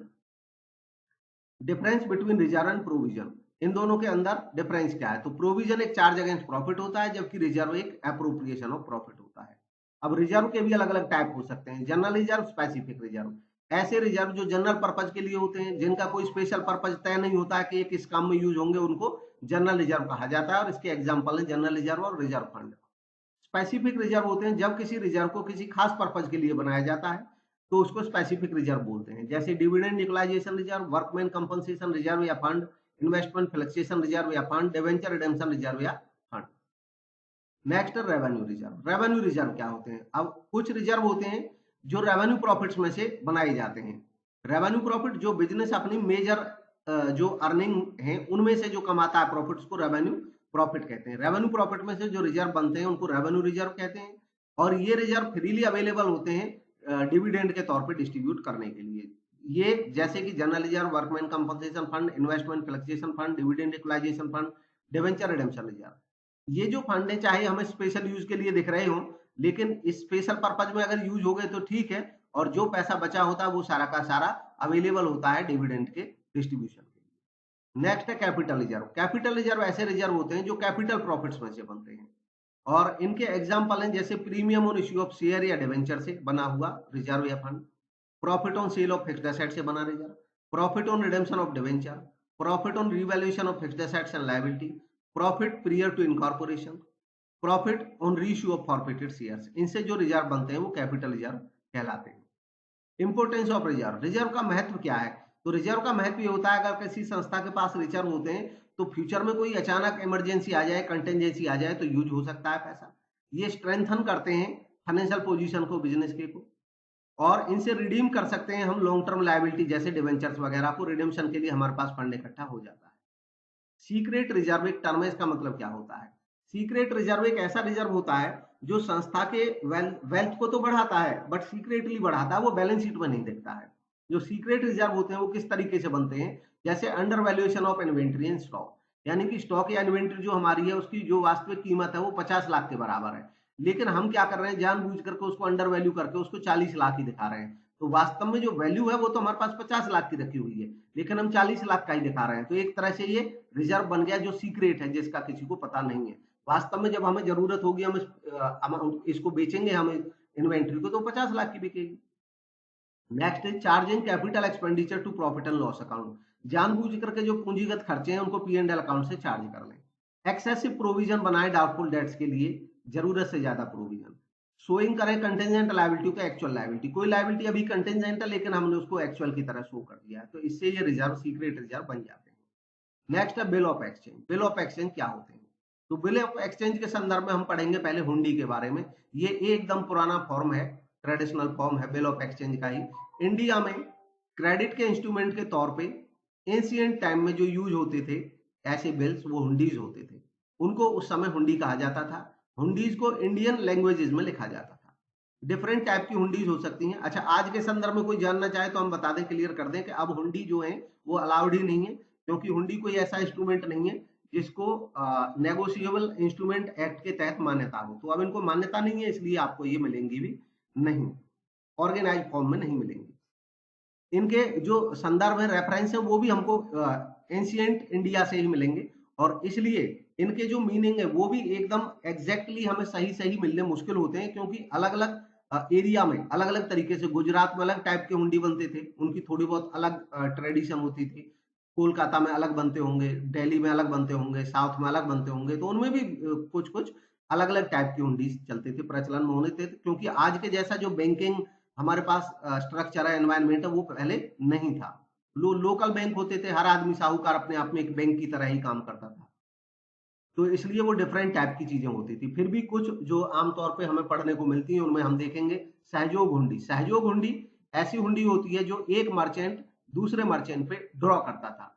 अमाउंट ऑफ हुंडी जो है वो पे की जाती है शाह को।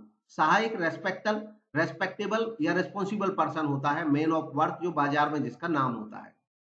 सहयोग हुंडी पास होती है एक हाथ से दूसरे हाथ में, तब तक वो पास होती रहती है जब तक वो शाह के पास नहीं पहुंच जाती है। बाद में जब वो शाह के पास पहुंचती है तो रीजनेबल इंक्वायरी शाह करता है, और उसके बाद वो प्रेजेंट करता है उसके ड्रॉई को एक्सेप्टेंस के लिए। ड्रॉई शाह को पैसे देता है, और शाह उस पर्सन को पैसे दे चुका होता है जिसके पास वो शाह से आई थी। सहयोग हुंडी भी दो तरह की हो सकती है, दर्शनी और मुद्दती। दर्शनी हुंडी होती है, इसका नाम से पता चल रहा है दर्शनी, यानी कि जब दिखाओगे तो पैसा मिल जाएगा, तो जैसे पेबल एट साइट होती थी ये, और ये आज की डेट में जो डिमांड एट बिल होते हैं, जिनको हम डिमांड बिल कहते हैं, उसकी तरह होती थी। मुद्दती हुंडी को मियादी हुंडी भी कहा जाता है। इसकी एक पर्टिकुलर मुद्दत यानी कि मियाद या समय होता था, उसके बाद इसकी पेमेंट होती थी। ये वैसे ही है जैसे आज की डेट में हम टाइम बिल कहें। नेक्स्ट है bill of exchange. Bill of exchange, आज जो इंस्ट्रूमेंट यूज होते हैं इस काम के लिए वो होते हैं bill of exchange. Negotiable instrument act 1881 में बिल ऑफ एक्सचेंज को डिफाइन किया गया है कि एक बिल ऑफ एक्सचेंज एक इंस्ट्रूमेंट होता है राइटिंग में, जिसमें अनकंडीशनल ऑर्डर होता है, जो साइन होता है मेकर के द्वारा, जिसमें डायरेक्शन होता है एक सर्टेन पर्सन के लिए कि वो सर्टेन सम ऑफ मनी पे करेगा, और वो मनी पे करेगा ओनली टू, या तो order of a certain person, एक सर्टेन पर्सन को, या उस इंस्ट्रूमेंट का जो बियरर होगा उसको पे करेगा। ये सारी फीचर एक बिल ऑफ एक्सचेंज में दिखती हैं। बिल ऑफ एक्सचेंज की पार्टीज क्या होती हैं? ड्रॉअर वो पर्सन होता है जो बिल बनाता है, ड्रॉई वो पर्सन होता है जिसके ऊपर बिल बनता है, जिसको पे करना है, पेई वो पर्सन होता है जिसको इसका पैसा मिलेगा। इसको मैं आसान भाषा में बता दूं कि सेलर ने सामान बेचा, बायर ने सामान खरीदा उधार 10,000 का, सेलर बिल लिखेगा तो जो सेलर है उसको कहेंगे ड्रॉअर, जो बायर है उसने सामान खरीदा और उसने एग्री कर लिया कि ठीक है साहब मैं 3 महीने बाद आपको 10,000 रुपए दे दूंगा, और ये इस पे साइन करेगा। जब ये साइन करेगा तो ये एक्सेप्ट करेगा, और ये जो बायर है इसको बोलेंगे ड्रॉई, क्योंकि इसके ऊपर ये ड्रॉ हुआ है। पेई कौन होगा? अगर ये बिल अभी तक सेलर ने अपने पास ही रखा हुआ है तो जो सेलर है वही पेई भी होगा, क्योंकि प्राप्त भी यही करेगा पैसे को। पेई, पेई मतलब पाने वाला, प्राप्त करने वाला। और अगर सेलर इस बिल को अपने पास ना रख करके इसने किसी थर्ड पार्टी को दे दिया, किसी थर्ड पार्टी को ये बिल दे दिया आगे पेमेंट में, तो अब इसका पैसा जब मिलेगा, टाइम पूरा पीरियड पूरा हो जाएगा, तो जो बायर है जिसके ऊपर बिल लिखा गया था ड्रॉई, ये पे करेगा अब किसको? इस थर्ड पार्टी को पे करेगा। ऐसे केस में ये जो थर्ड पार्टी है ये पे ही कहलाएगी, यानी कि जिसके पास बिल रहेगा पेमेंट के समय वो पे ही कहलाता है। नेक्स्ट है प्रोमिसरी नोट।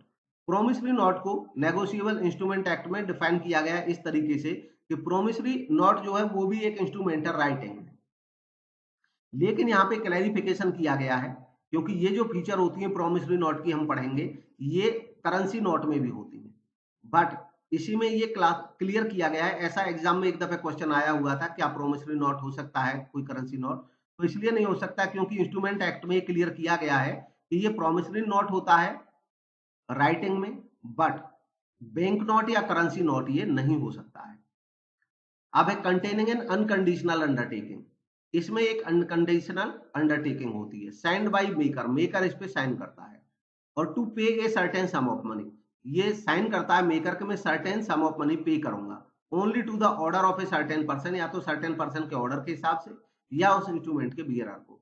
कुल मिला के देखें तो सारी चीजें लगभग सेम होती हैं बिल ऑफ एक्सचेंज की और प्रोमिसरी नोट की। हर की होता है जो बिल ऑफ एक्सचेंज है वो सेलर बनाता है, और प्रोमिसरी नोट जो खुद बायर बनाता है कि मैं प्रोमिस कर रहा हूं ये मैं पैसे पे करूंगा। बाकी सब चीजें सेम होती हैं, इनका अकाउंटिंग ट्रीटमेंट भी सेम होता है।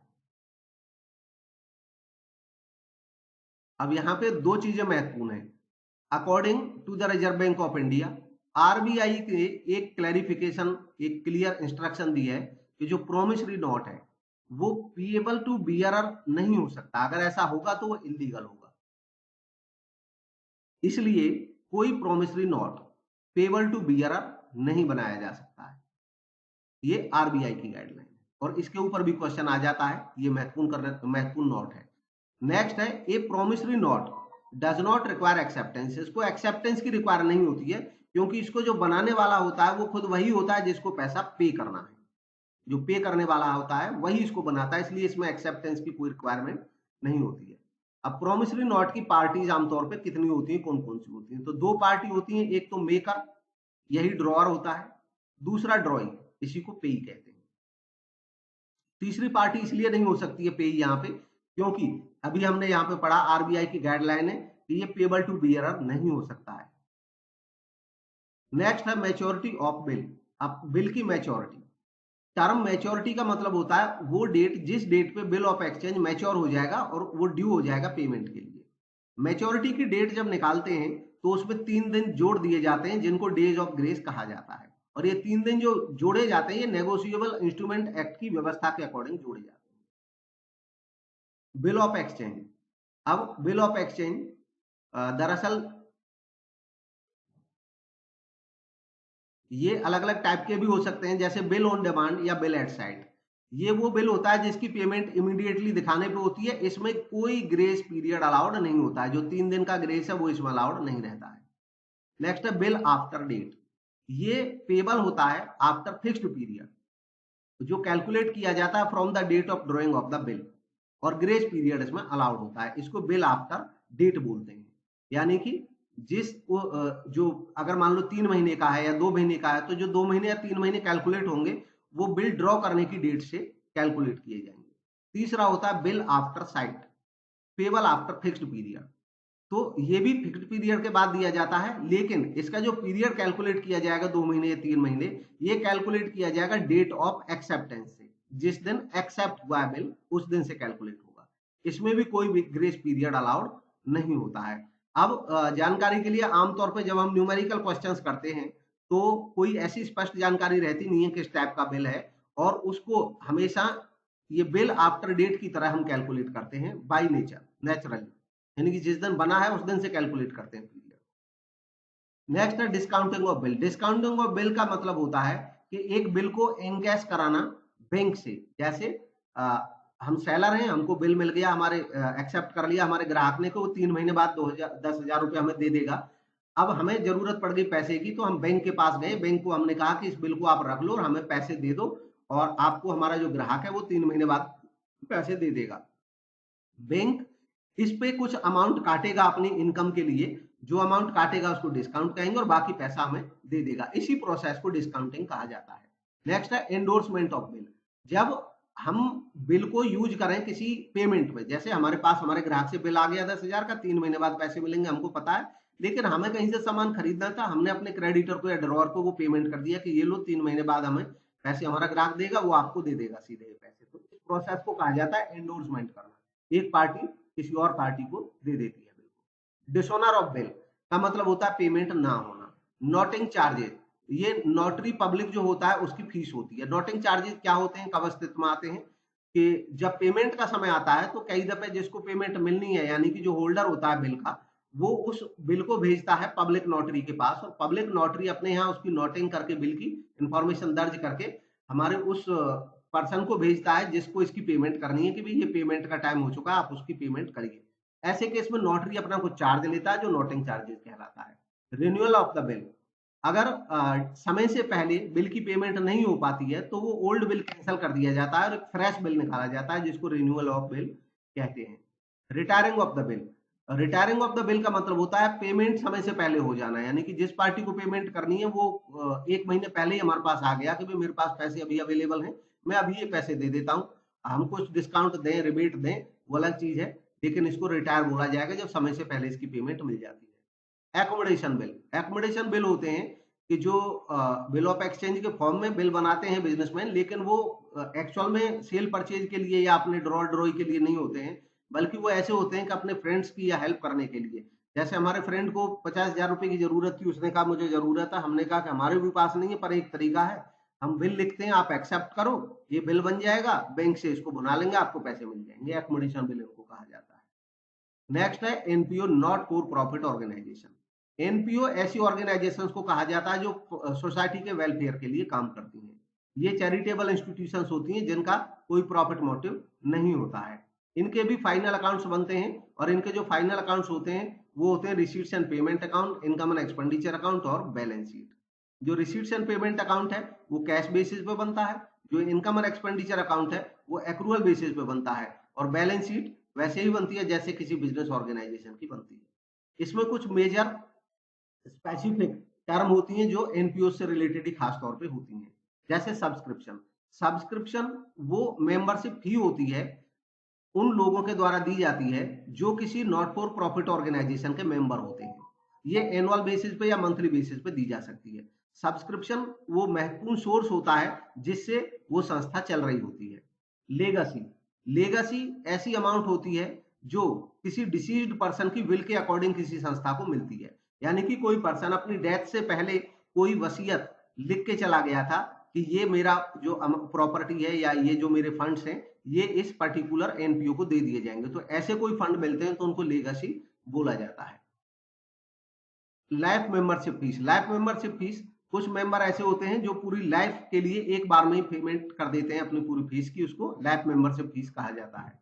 एंडोमेंट फंड, कुछ ऐसे फंड होते हैं जो बनते हैं किसी विकेस्ट या किसी गिफ्ट से, और उनका पर्पज होता है, इन फंड का पर्पज ये होता है कि जो ये फंड बन गया है इसको यूज नहीं करेगी संस्था, बल्कि इस फंड से जो इनकम जनरेट होगी उस, यानी कि इस फंड से जो इनकम जनरेट होगी उस फंड को उस पर्पज के लिए यूज किया जाएगा जिस पर्पज के लिए इसको बनाया गया है। ये एंडोमेंट फंड होता है। जैसे फॉर एग्जांपल कोई पर्सन था और वो कोई स्कूल में जाता है, वो कहता है कि आपके यहाँ हर साल जो टॉपर होगा उसको मेरी तरफ से आप अगली पढ़ाई के लिए आप कुछ पैसे दोगे। तो उन्होंने कहा ठीक है। अब वो कहता है कि मैं इसके लिए आपके पास 1 करोड़ रुपए बैंक में जमा कर रहा हूँ, 1 करोड़ रुपए पे आपको बैंक से इंटरेस्ट मिलेगा। तो आप 1 करोड़ रुपए को टच नहीं करोगे, ये 1 करोड़ रुपए बैंक में जमा रहेंगे, एफडी जमा रहेगी, और इस पे जो इंटरेस्ट मिलेगा उसमें से आप उन बच्चों को हर साल जो टॉपर है उसको स्कॉलरशिप दोगे फ्यूचर की पढ़ाई के लिए। तो ये एक स्पेसिफिक अमाउंट तो हमेशा बनी रहेगी, और इससे जो इनकम जनरेट हो रही है उसका यूटिलाइज किया जाएगा उस स्पेसिफिक टास्क में जिसके लिए फंड बनाया गया है। ऐसे फंड को एंडोमेंट फंड कहा जाता है। नेक्स्ट है पार्टनरशिप फर्म। अब पार्टनरशिप फर्म का रिकॉन्स्टिट्यूशन, एडमिशन, रिटायरमेंट, डेथ या डिसोल्यूशन। पार्टनरशिप किसको कहते हैं? पार्टनरशिप इंडियन पार्टनरशिप एक्ट के अंडर जो डेफिनेशन दी है, पार्टनरशिप एक रिलेशन है बिटवीन पर्संस जो एग्री हुए हों कि वो शेयर करेंगे प्रॉफिट्स को एक बिजनेस के को, और वो बिजनेस कैरी किया जाएगा उन सब के द्वारा या उनमें से किसी एक के द्वारा, सबकी तरफ से। पर्संस जो एंटर होते हैं पार्टनरशिप में उनको कहते हैं पार्टनर्स, और कलेक्टिवली पूरे पार्टनर्स को मिलाकर के बोलते हैं फर्म। पार्टनरशिप की फीचर्स, मिनिमम 2 पार्टनर्स हो सकते हैं, मैक्सिमम 50 पार्टनर्स हो सकते हैं। आज की डेट में मैक्सिमम 50 पार्टनर्स इसलिए हो सकते हैं क्योंकि कंपनीज एक्ट में कहा गया है कि अगर किसी फर्म में 100 से ज्यादा मेंबर होते हैं तो उस फर्म को इलीगल माना जाएगा अगर वो कॉर्पोरेट रजिस्टर्ड नहीं है। मतलब अगर कोई एसोसिएशन है जो बिजनेस करती है, 100 या 100 से ज्यादा मेंबर होते हैं, तो या तो उसको कंपनी के फॉर्म में रजिस्टर कराना पड़ेगा या कोऑपरेटिव सोसाइटी के में, और पार्टनरशिप नहीं हो सकती है वो संस्था। तो एक तरह से कोई पार्टनरशिप फर्म में 100 से ज्यादा मेंबर नहीं हो सकते हैं। लेकिन कंपनीज एक्ट ने ही यहाँ पे ये भी क्लियर किया है कि या तो 100 या वो जो सेंट्रल गवर्नमेंट डिसाइड करे। तो सेंट्रल गवर्नमेंट ने डिसाइड कर दिए 50। तो अब एक तरह से ये जो 50 है यही मैक्सिमम पार्टनर है। दूसरी बात, चाहे पार्टनरशिप फर्म बैंकिंग का काम करे या बिना बैंकिंग का काम करे, इसका कोई फर्क अब है नहीं। पुराने सिस्टम में होता था कि बैंकिंग फर्म के लिए अलग मेंबर थे 10 और नॉन बैंकिंग बिजनेस के लिए थे 20। अब ऐसा कोई क्लासिफिकेशन है नहीं। हर एक तरह की पार्टनरशिप फर्म में मैक्सिमम केवल 50 पार्टनर या हो सकते हैं और मिनिमम 2 पार्टनर हो सकते हैं। एग्रीमेंट ओरल हो सकता है या रिटर्न हो सकता है। बिजनेस लॉफुल होना चाहिए। म्यूचुअल एजेंसी होती है, यानी कि जो पार्टनरशिप होती है वो एक म्यूचुअल एजेंसी है। हर एक पार्टनर अपने आप में एक प्रिंसिपल भी होता है और एक एजेंट भी होता है। प्रॉफिट या शेयर का जो लॉस होता है वो अग्रीड रेशियो में होता है, और अगर कोई रेशियो एग्री उन्होंने नहीं किया है तब इक्वल होगा। पार्टनर्स की लायबिलिटी अनलिमिटेड होती है किसी partner. Next is partnership deed. Partnership agreement oral भी हो सकता है, रिटर्न भी हो सकता है, बट अगर पार्टनरशिप एग्रीमेंट रिटर्न में रहता है तब उस रिटर्न एग्रीमेंट को पार्टनरशिप डीड बोला जाता है। Provisions of partnership relevant for accounting in case of absence of partnership deed. अगर किसी फर्म का पार्टनरशिप डीड नहीं है, मतलब उनका एग्रीमेंट तो है बट वो रिटर्न में नहीं है, या कोई पर्टिकुलर एक कंडीशन है वो उन्होंने नहीं लिखी है रिटर्न में, तो ऐसे केस में कुछ प्रोविजंस है जो एक्ट के अकॉर्डिंग अप्लाई हो जाते हैं। उनमें सबसे पहला प्रॉफिट शेयरिंग रेशियो, अगर पार्टनर्स ने तय नहीं किया है तब इक्वल बांटना होगा। इंटरेस्ट ऑन कैपिटल के बारे में अगर कुछ तय नहीं है तो अलाउ नहीं होगा। इंटरेस्ट ऑन ड्राइंग के बारे में तय नहीं है कुछ तो चार्ज नहीं कर सकते हैं। रेम्युनरेशन फर्म के वर्क के लिए अगर कोई तय नहीं है तो किसी पार्टनर को कोई रेम्युनरेशन नहीं मिलेगा। इंटरेस्ट ऑन पार्टनर्स लोन, अगर किसी पार्टनर ने कोई लोन दे रखा है तो उस पर इंटरेस्ट ऐसे केस में 6% पर एनम से दे रखा है अगर कोई तय नहीं है। अगर पहले से तय है तो उस रेट से होगा जो तय है, अगर कुछ तय नहीं है तब 6% पर एनम दिया जाएगा। Some special aspects of partnership account, partnership account से रिलेटेड कुछ मुख्य एस्पेक्ट जैसे maintain of partners capital account, partners के कैपिटल अकाउंट मेंटेन करे जाते हैं। डिस्ट्रीब्यूशन होता है प्रॉफिट या लॉस का पार्टनर्स के बीच में। और इसके लिए बनता है profit and loss appropriation account. Adjustment for wrong appropriation of profits in the past, अगर पास्ट में कोई रॉन्ग एप्रोप्रिएशन हुआ प्रॉफिट्स का तो उसके लिए adjustment.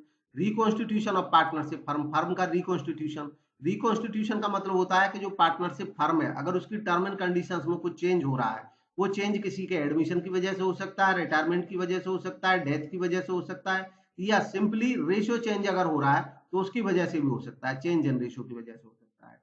Then dissolution of partnership firm, partnership firm की समाप्ति यानी कि व्यवसाय का बंद होना। Maintenance of capital account of partners, partners के जो कैपिटल अकाउंट मेंटेन होते हैं उनका क्या तरीका है, तो transactions related to partners of the firm ये रिकॉर्ड होती हैं कैपिटल अकाउंट्स के थ्रू। इसमें इंक्लूड होता है जो अमाउंट वो कैपिटल को तौर पे लाते हैं, जो अमाउंट वो कैपिटल को विड्रॉ करते हैं, प्रॉफिट का जो शेयर उन्हें मिलता है, इंटरेस्ट ऑन कैपिटल मिलता है, इंटरेस्ट ऑन ड्रॉइंग चार्ज होता है, पार्टनर की सैलरी, पार्टनर को कमीशन, ये सब पार्टनर कैपिटल अकाउंट में रिकॉर्ड हो जाते हैं। फिक्स्ड कैपिटल मेथड, तो जो फिक्स्ड कैपिटल मेथड, अब कैपिटल का जो मेंटेनेंस है वो फिक्स्ड बेसिस पे भी हो सकता है और फ्लक्चुएट पे भी हो सकता है। फिक्स्ड कैपिटल जब होती है तो इस केस में दो अकाउंट बनाने पड़ते हैं कैपिटल से रिलेटेड, एक कैपिटल अकाउंट और एक करंट अकाउंट।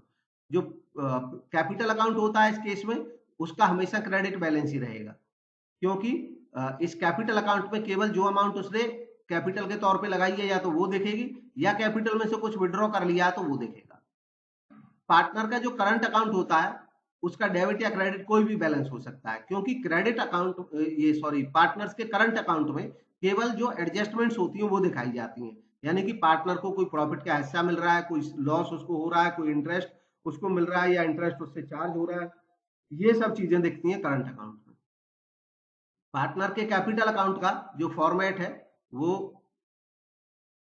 इस तरीके से हो सकता है, जब पार्टनर की कैपिटल फिक्स्ड होती है तो केवल डेबिट साइड में दो ही चीजें आ सकती हैं, एक तो कैपिटल लगाना यानी कि introducing capital in the business, ये हो सकता है टू कैश या टू बैंक नाम से, और दूसरा कैपिटल का बैलेंस हो सकता है। दो ही आइटम हो सकते हैं फिक्स्ड कैपिटल के केस में पार्टनर की कैपिटल के डेबिट में। ठीक वैसे ही दो ही आइटम क्रेडिट साइड में भी हो सकते हैं फिक्स्ड कैपिटल अकाउंट के में, एक पिछला बैलेंस जो आगे लाया जाएगा और दूसरा कैश अगर कोई परमानेंट विड्रॉल होगा कैपिटल का तो।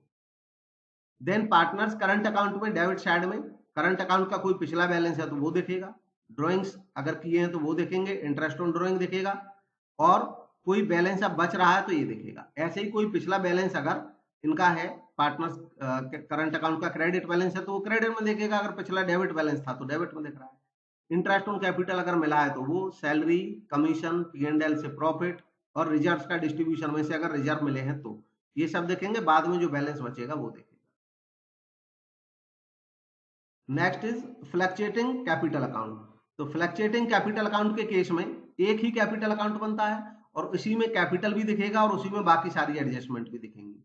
जैसे पुराना बैलेंस कैपिटल का अगर डेबिट है तो यहाँ पे दिखता है। ये एक महत्वपूर्ण बात है कि अगर फ्लक्चुएटिंग कैपिटल है तो कैपिटल अकाउंट का बैलेंस डेबिट भी हो सकता है। डेबिट तब हो सकता है जब किसी पार्टनर को हैवी लॉसेज हुए हों और उसकी कैपिटल नेगेटिव में चली जाएगी तो डेबिट दिख सकता है। क्रेडिट बैलेंस आमतौर पे कैपिटल का रहता है बाई बैलेंस, अगर नई कैपिटल लगेगी तो बाई कैश या बैंक।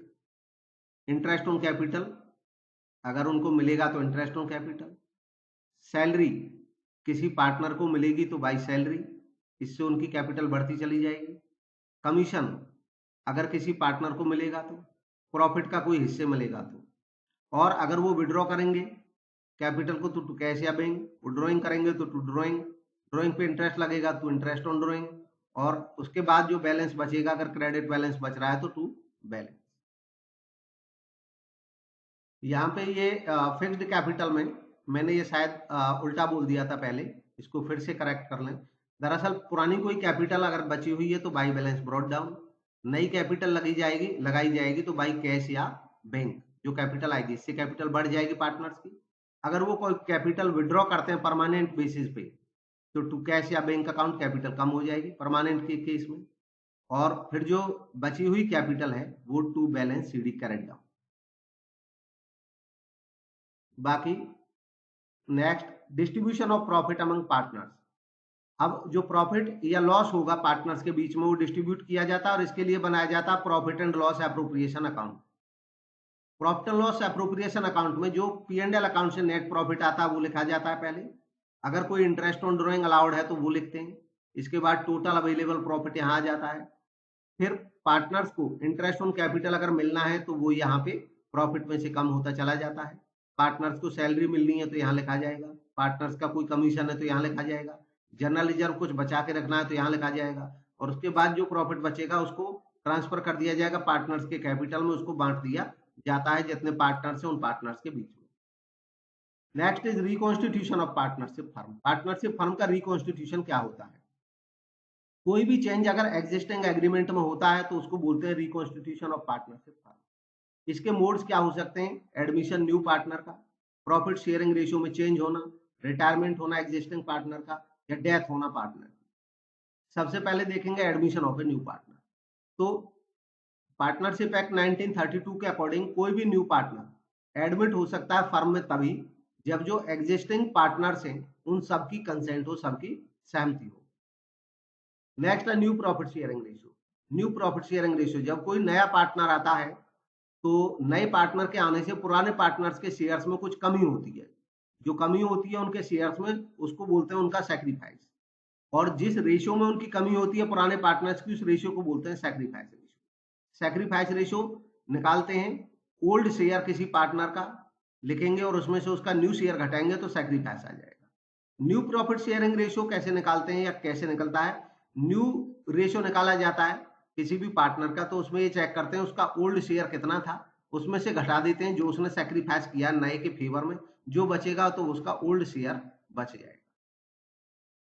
गुडविल, गुडविल फर्म की रेपुटेशन होती है और जो गुडविल होती है इसकी कैलकुलेशन रिक्वायरमेंट होती है, इसलिए कि नया पार्टनर भी अगर आता है तो पुराने पार्टनर्स चाहेंगे गुडविल के नाम पे वो कुछ पैसा पे करें। गुडविल की वैल्यू जब करते हैं तो कुछ फैक्टर्स हैं जो गुडविल की वैल्यू को अफेक्ट करते हैं, जैसे बिजनेस की नेचर, लोकेशन बिजनेस का, मैनेजमेंट की एफिशिएंसी, मार्केट की सिचुएशन, स्पेशल एडवांटेजेस। ये अगर बिजनेस के फेवर में होते हैं तो गुडविल ज्यादा होती है बिजनेस की, और अगर इनमें से कोई चीज बिजनेस के फेवर में नहीं होती है तो उसकी गुडविल कम हो जाती है। Need for valuation of goodwill, goodwill valuation की जरूरत क्या है? प्रॉफिट शेयरिंग रेशियो जब चेंज होता है तो पार्टनर्स को एडजस्टमेंट करना पड़ता है कई चीजों में, इसके लिए गुडविल की वैल्यूएशन होती है। नए पार्टनर के एडमिशन पे होती है, किसी पार्टनर के रिटायरमेंट पे होती है, किसी पार्टनर की डेथ पे होती है, और फर्म के डिसोल्यूशन पे। Amalgamation of partnership firm, partnership firm के एमलगमेशन पे अगर दो से ज्यादा पार्टनरशिप फर्म, दो या दो से ज्यादा पार्टनरशिप फर्म आपस में मिल रही है तो उस समय भी गुडविल की वैल्यूएशन हो सकती है। Next is method of valuation of goodwill. अब गुडविल के वैल्यूएशन के मेथड कौन कौन से हैं? तो मेजर जो मेथड्स हैं उनमें एवरेज प्रॉफिट मेथड। इसमें एवरेज प्रॉफिट मेथड में पिछले कुछ सालों के प्रॉफिट्स का एवरेज निकाल लिया जाता है और उस एवरेज को मल्टीप्लाई कर दिया जाता है नंबर ऑफ ईयर्स परचेज से। सुपर प्रॉफिट मेथड, इसमें सुपर प्रॉफिट मेथड में नॉर्मल प्रॉफिट पहले निकाला जाता है, फर्म की कैपिटल में नॉर्मल रेट ऑफ रिटर्न से नॉर्मल प्रॉफिट निकाल लिया जाता है। जैसे फर्म की कैपिटल सपोज करिए 10 लाख है और जो इंडस्ट्री में रेट है नॉर्मल रेट ऑफ रिटर्न, कमाई की जो दर है वो 10% है, तो हम कहेंगे कि इसका 10% 1 लाख रुपए नॉर्मल प्रॉफिट आ गया। सुपर प्रॉफिट, सुपर प्रॉफिट वो प्रॉफिट होता है जो फर्म एवरेज कमा रही होती है नॉर्मल से ज्यादा, यानी कि हमने नॉर्मल प्रॉफिट देखा कि ये 1 लाख आया, फर्म में जो पैसा लगा रखा उसके हिसाब से नॉर्मल प्रॉफिट होना चाहिए था 1 लाख, लेकिन हमारी फर्म जो कमा रही है एक्चुअल में एवरेज हमने कैलकुलेट किया वो 1.5 लाख आ रहा है, तो इसका मतलब हमारी फर्म नॉर्मल से ज्यादा कमा रही है। नॉर्मल से जितना ज्यादा कमा रही है उसको सुपर प्रॉफिट बोलते हैं। गुडविल, गुडविल निकालने का तरीका होता है सुपर प्रॉफिट में मल्टीप्लाई कर देते हैं नंबर ऑफ ईयर्स परचेज से। नंबर ऑफ ईयर का परचेज का मतलब यहाँ पे होता है कि फ्यूचर के ऐसे ईयर्स का नंबर जिन ईयर्स के लिए हमें लगता है कि इन ईयर्स में ये गुडविल प्रॉफिट अर्न करने में मदद करती रहेगी। तो एक तरह से आने वाले इतने साल के प्रॉफिट्स को हम खरीद रहे होते हैं, इसलिए नंबर ऑफ ईयर परचेज से मल्टीप्लाई करके देखा जाता है एवरेज प्रॉफिट को एवरेज प्रॉफिट मेथड में, सुपर प्रॉफिट को सुपर प्रॉफिट मेथड में।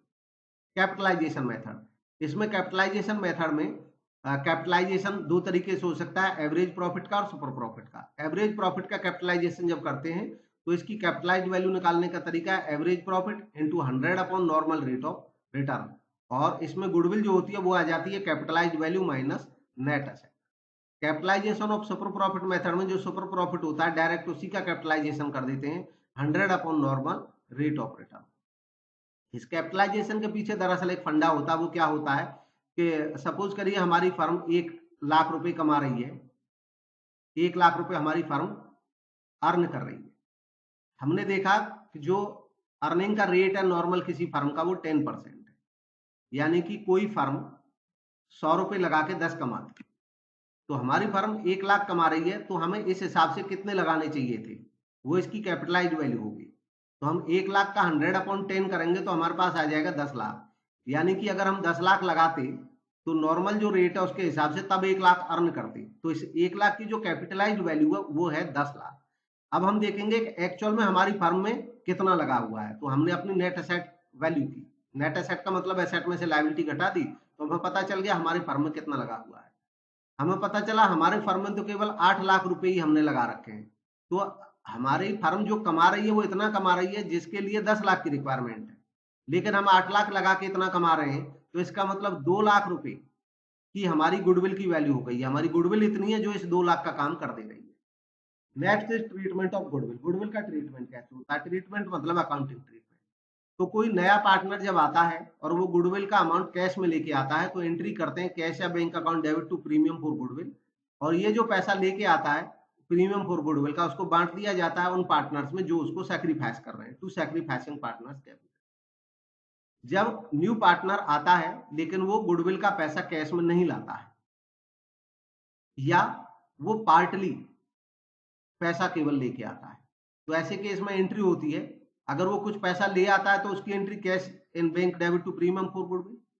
और अब उसके बाद जो सैक्रिफाइसिंग पार्टनर्स हैं उनको तो पूरा पैसा मिलेगा जो गुडविल की कैलकुलेशन हुई है उसके हिसाब से, तो वो जो पैसा नहीं लेके आया है उसके लिए उस आने वाले पार्टनर के करंट अकाउंट में से या कैपिटल में से भी चार्ज कर सकते हैं। आमतौर पे करंट अकाउंट यूज किया जाता है, उसके करंट अकाउंट से ये पैसा चार्ज कर लेंगे जो वो नहीं लेके आया है। फॉर एग्जाम्पल उसको 50,000 रुपए लाने थे गुडविल के, वो केवल 10,000 लाया, तो हम लिखेंगे कि 10,000 तो वो यहाँ ले आया cash debit to premium for goodwill, premium for goodwill 10,000, बाकी वो जो 40,000 नहीं आया लाया है वो उसके करंट अकाउंट में उधार कर देंगे उस पर, या उसकी कैपिटल अकाउंट में से काट लेंगे, तो या तो कैपिटल अकाउंट को डेबिट कर देंगे या करंट अकाउंट को डेबिट, और जो सैक्रिफाइसिंग पार्टनर है उनको पूरे 50 लाख ही मिलेंगे। नेक्स्ट है applicability of accounting standard AS26। AS26 intangible asset से रिलेटेड है और ये कहता है कि परचेज्ड गुडविल को बुक्स में हम अकाउंट कर सकते हैं, दिखा सकते हैं एज एसेट, लेकिन सेल्फ जनरेटेड गुडविल जो हमने परचेज नहीं की है केवल कैलकुलेट कर ली है उसको बुक्स में नहीं दिखाया जा सकता है एसेट की तरह। Revaluation of assets and reassessment of liability. जब कोई नया पार्टनर आता है या कोई पार्टनर जाता है तो ऐसे केस में जो फर्म की एसेट या लायबिलिटीज है उनको फिर से वैल्यू करते हैं, उससे कोई प्रॉफिट हो सकता है, अगर कोई प्रॉफिट है तो पुराने सभी पार्टनर अपने पुराने रेशियो में बांट लेंगे, अगर कोई लॉस है तो पुराने पार्टनर से चार्ज किया जाएगा पुराने रेशियो में। इस पर्पज के लिए बनाया जाता है रिवैल्यूएशन अकाउंट। रिवैल्यूएशन अकाउंट का सिंपल सा तरीका होता है, इसके डेबिट साइड में अगर कोई एसेट डिक्रीज हो रही है तो यहाँ पे लिखते हैं, जैसे अगर किसी एसेट की वैल्यू कम होनी है मशीन की तो हम लिखेंगे टू मशीन, अगर किसी लायबिलिटी की वैल्यू इंक्रीज हो रही है तो यहाँ पे लिखेंगे, जैसे क्रेडिटर्स की वैल्यू इंक्रीज हो रही है बढ़ रही है तो लिखेंगे टू क्रेडिटर्स। ऐसे ही एसेट्स की वैल्यू में कमी होना और लायबिलिटीज की वैल्यू बढ़ना सब डेबिट में आ जाता है। क्रेडिट साइड में लिखते हैं अगर किसी एसेट की वैल्यू बढ़ रही है तो क्रेडिट में लिखते हैं और लायबिलिटी की वैल्यू कम हो रही है तो क्रेडिट में लिखते हैं। इस तरीके से क्रेडिट साइड का जो टोटल है और डेबिट साइड का टोटल है वो कर लिया जाता है। अगर क्रेडिट साइड का टोटल ज्यादा है तो ऐसे केस में वो प्रॉफिट होता है रिवॉल्यूशन का और पार्टनर्स की कैपिटल में ट्रांसफर कर दिया जाता है, बांट दिया जाता है। अगर डेबिट साइड का टोटल ज्यादा था तो लॉस होता है और उस लॉस को पार्टनर्स की कैपिटल में ट्रांसफर कर दिया जाता है, यानी कि कैपिटल से चार्ज कर लिया जाता है। नेक्स्ट इज रिटायरमेंट या death of a partner. Partner की रिटायरमेंट या डेथ, पार्टनर की रिटायरमेंट या डेथ दोनों में ही अकाउंटिंग ट्रीटमेंट एक जैसा ही होता है।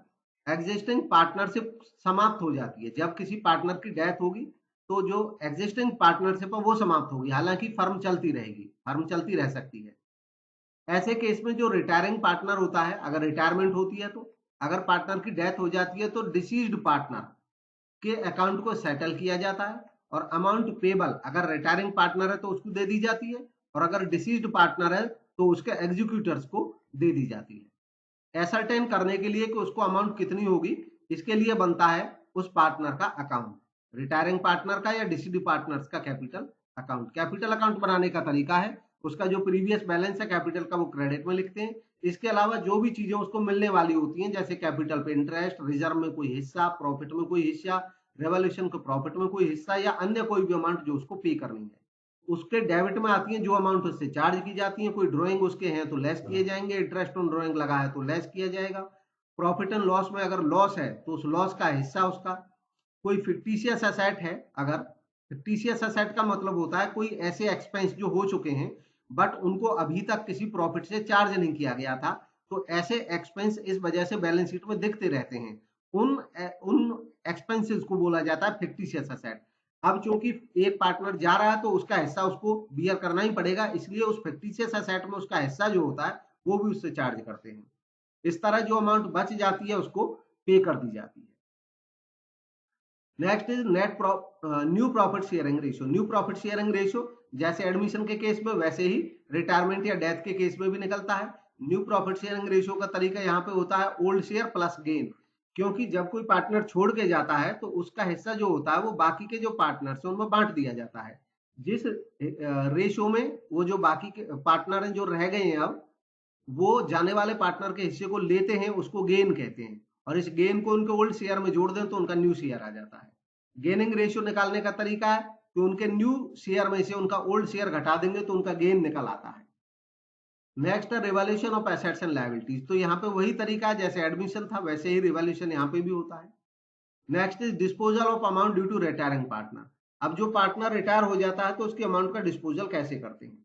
अगर कोई एग्रीमेंट नहीं है उनका आपस में क्लियर कट, तो ऐसे केस में Indian partnership act section 37 applicable होता है।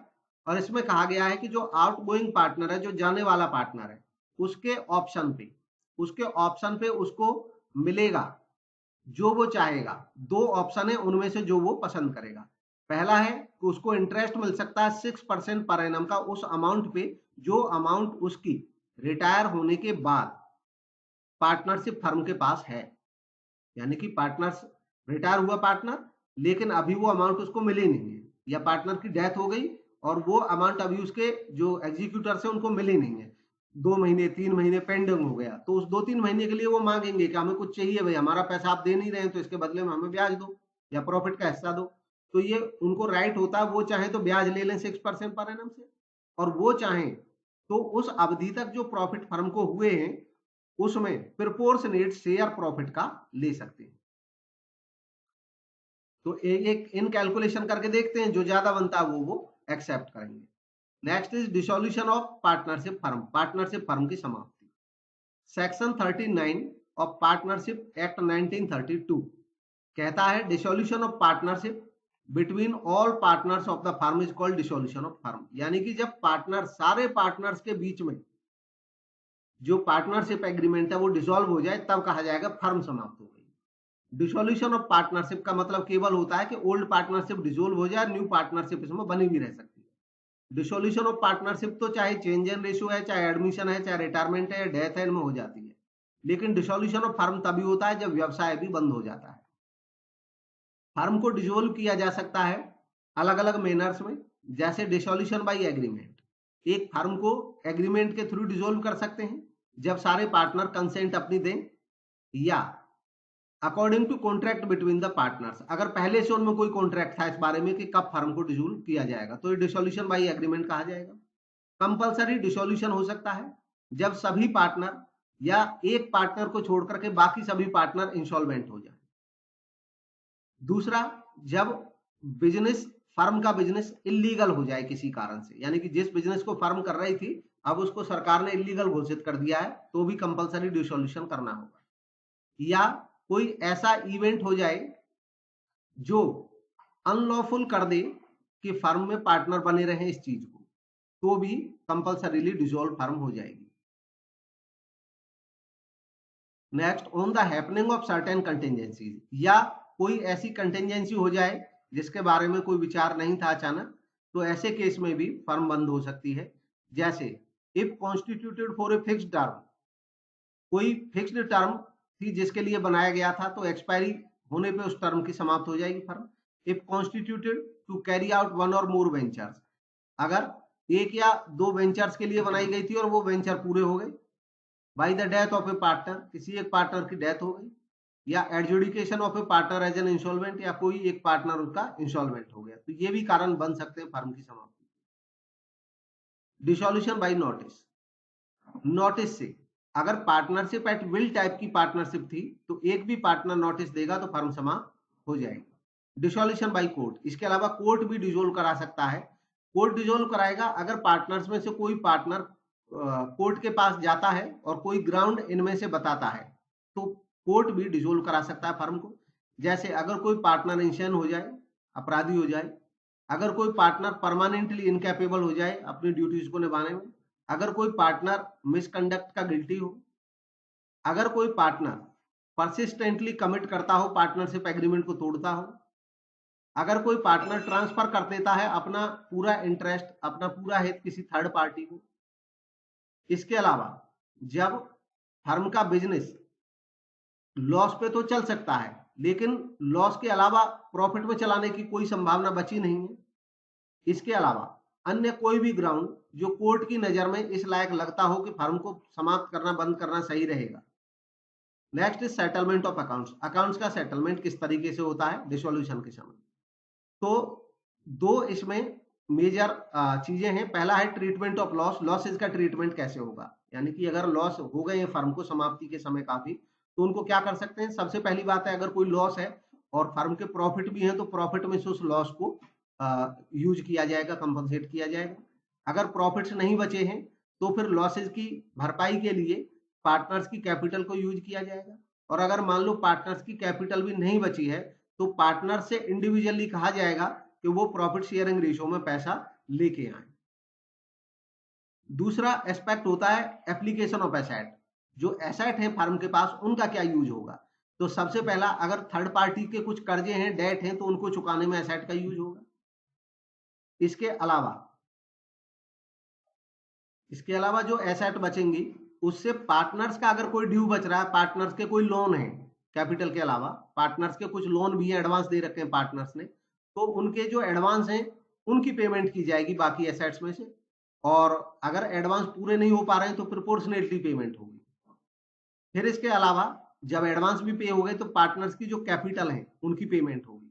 अगर पूरी कैपिटल हो सकती है तो वो तो ठीक है ही, पूरी हो जाएंगी। अगर मान लो कैपिटल पूरी वापस करने के लिए पर्याप्त पैसा नहीं है तो वो भी प्रोपोर्शनेटली पेमेंट होगी सभी पार्टनर्स को। इसके अलावा मान लो कैपिटल भी पूरी पे हो गई तो फिर भी पैसा बचा हुआ है, तो जो रेजिड्यू बचेगा, जो एसेट बचेंगे, जो फंड बचेगा, वो सभी पार्टनर्स में डिवाइड कर दिया जाएगा उनके प्रॉफिट शेयरिंग रेशो में। नेक्स्ट, प्राइवेट डेट इन फर्म्स डेट। तो होता क्या है कि उस केस में जब फर्म इंसॉल्वेंट हो जाए या पार्टनर इंसॉल्वेंट हो जाए तब इनकी प्रॉब्लम आती है इसका डिसीजन लेने की। सबसे पहले बात करते हैं कि जहां पे डेट ऑफ द फर्म और private debt of the firm दोनों ही हो, यानी कि पार्टनर्स पे प्राइवेट कर्जे भी हो और फर्म के भी कर्जे हो जो पार्टनर्स के हिस्से में आ रहे हैं, तो क्या होगा।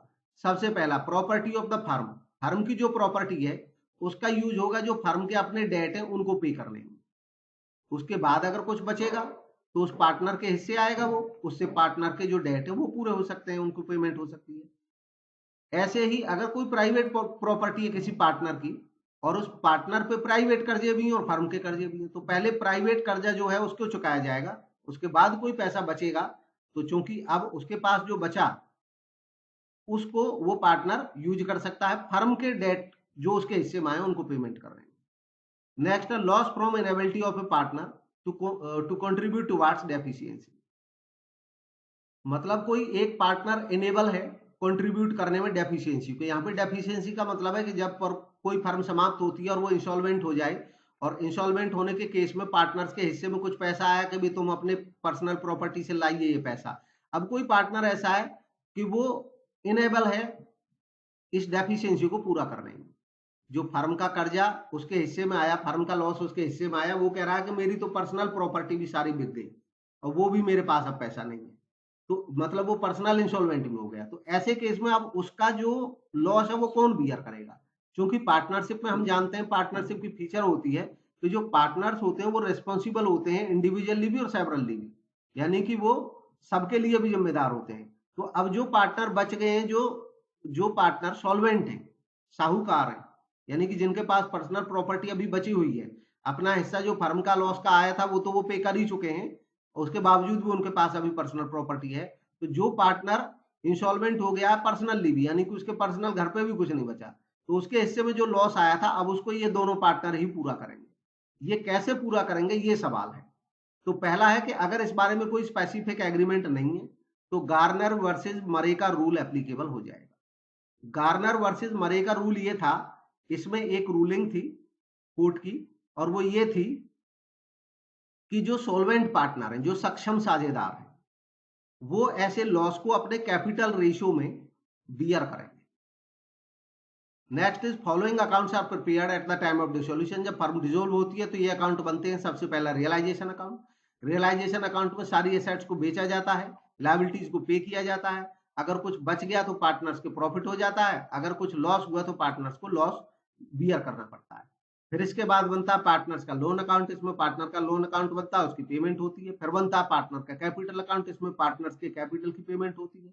फिर बनता है बैंक अकाउंट। बैंक अकाउंट में जो बैंक की ट्रांजैक्शन है वो सारी होती है, और बैंक अकाउंट इसमें फाइनल में बनता है, और उसका जो कोई बैलेंस लास्ट में बचता नहीं है, क्योंकि सारे अकाउंट बंद होते चले जाते हैं, फर्म बंद हो गई है, इसलिए कोई बैलेंस किसी अकाउंट का बचता है नहीं। रियलाइजेशन का जो बैलेंस बचा वो पार्टनर्स के कैपिटल्स में ट्रांसफर हो जाता है, लोन उनके पे कर दिए जाते हैं, समाप्त हो जाता है।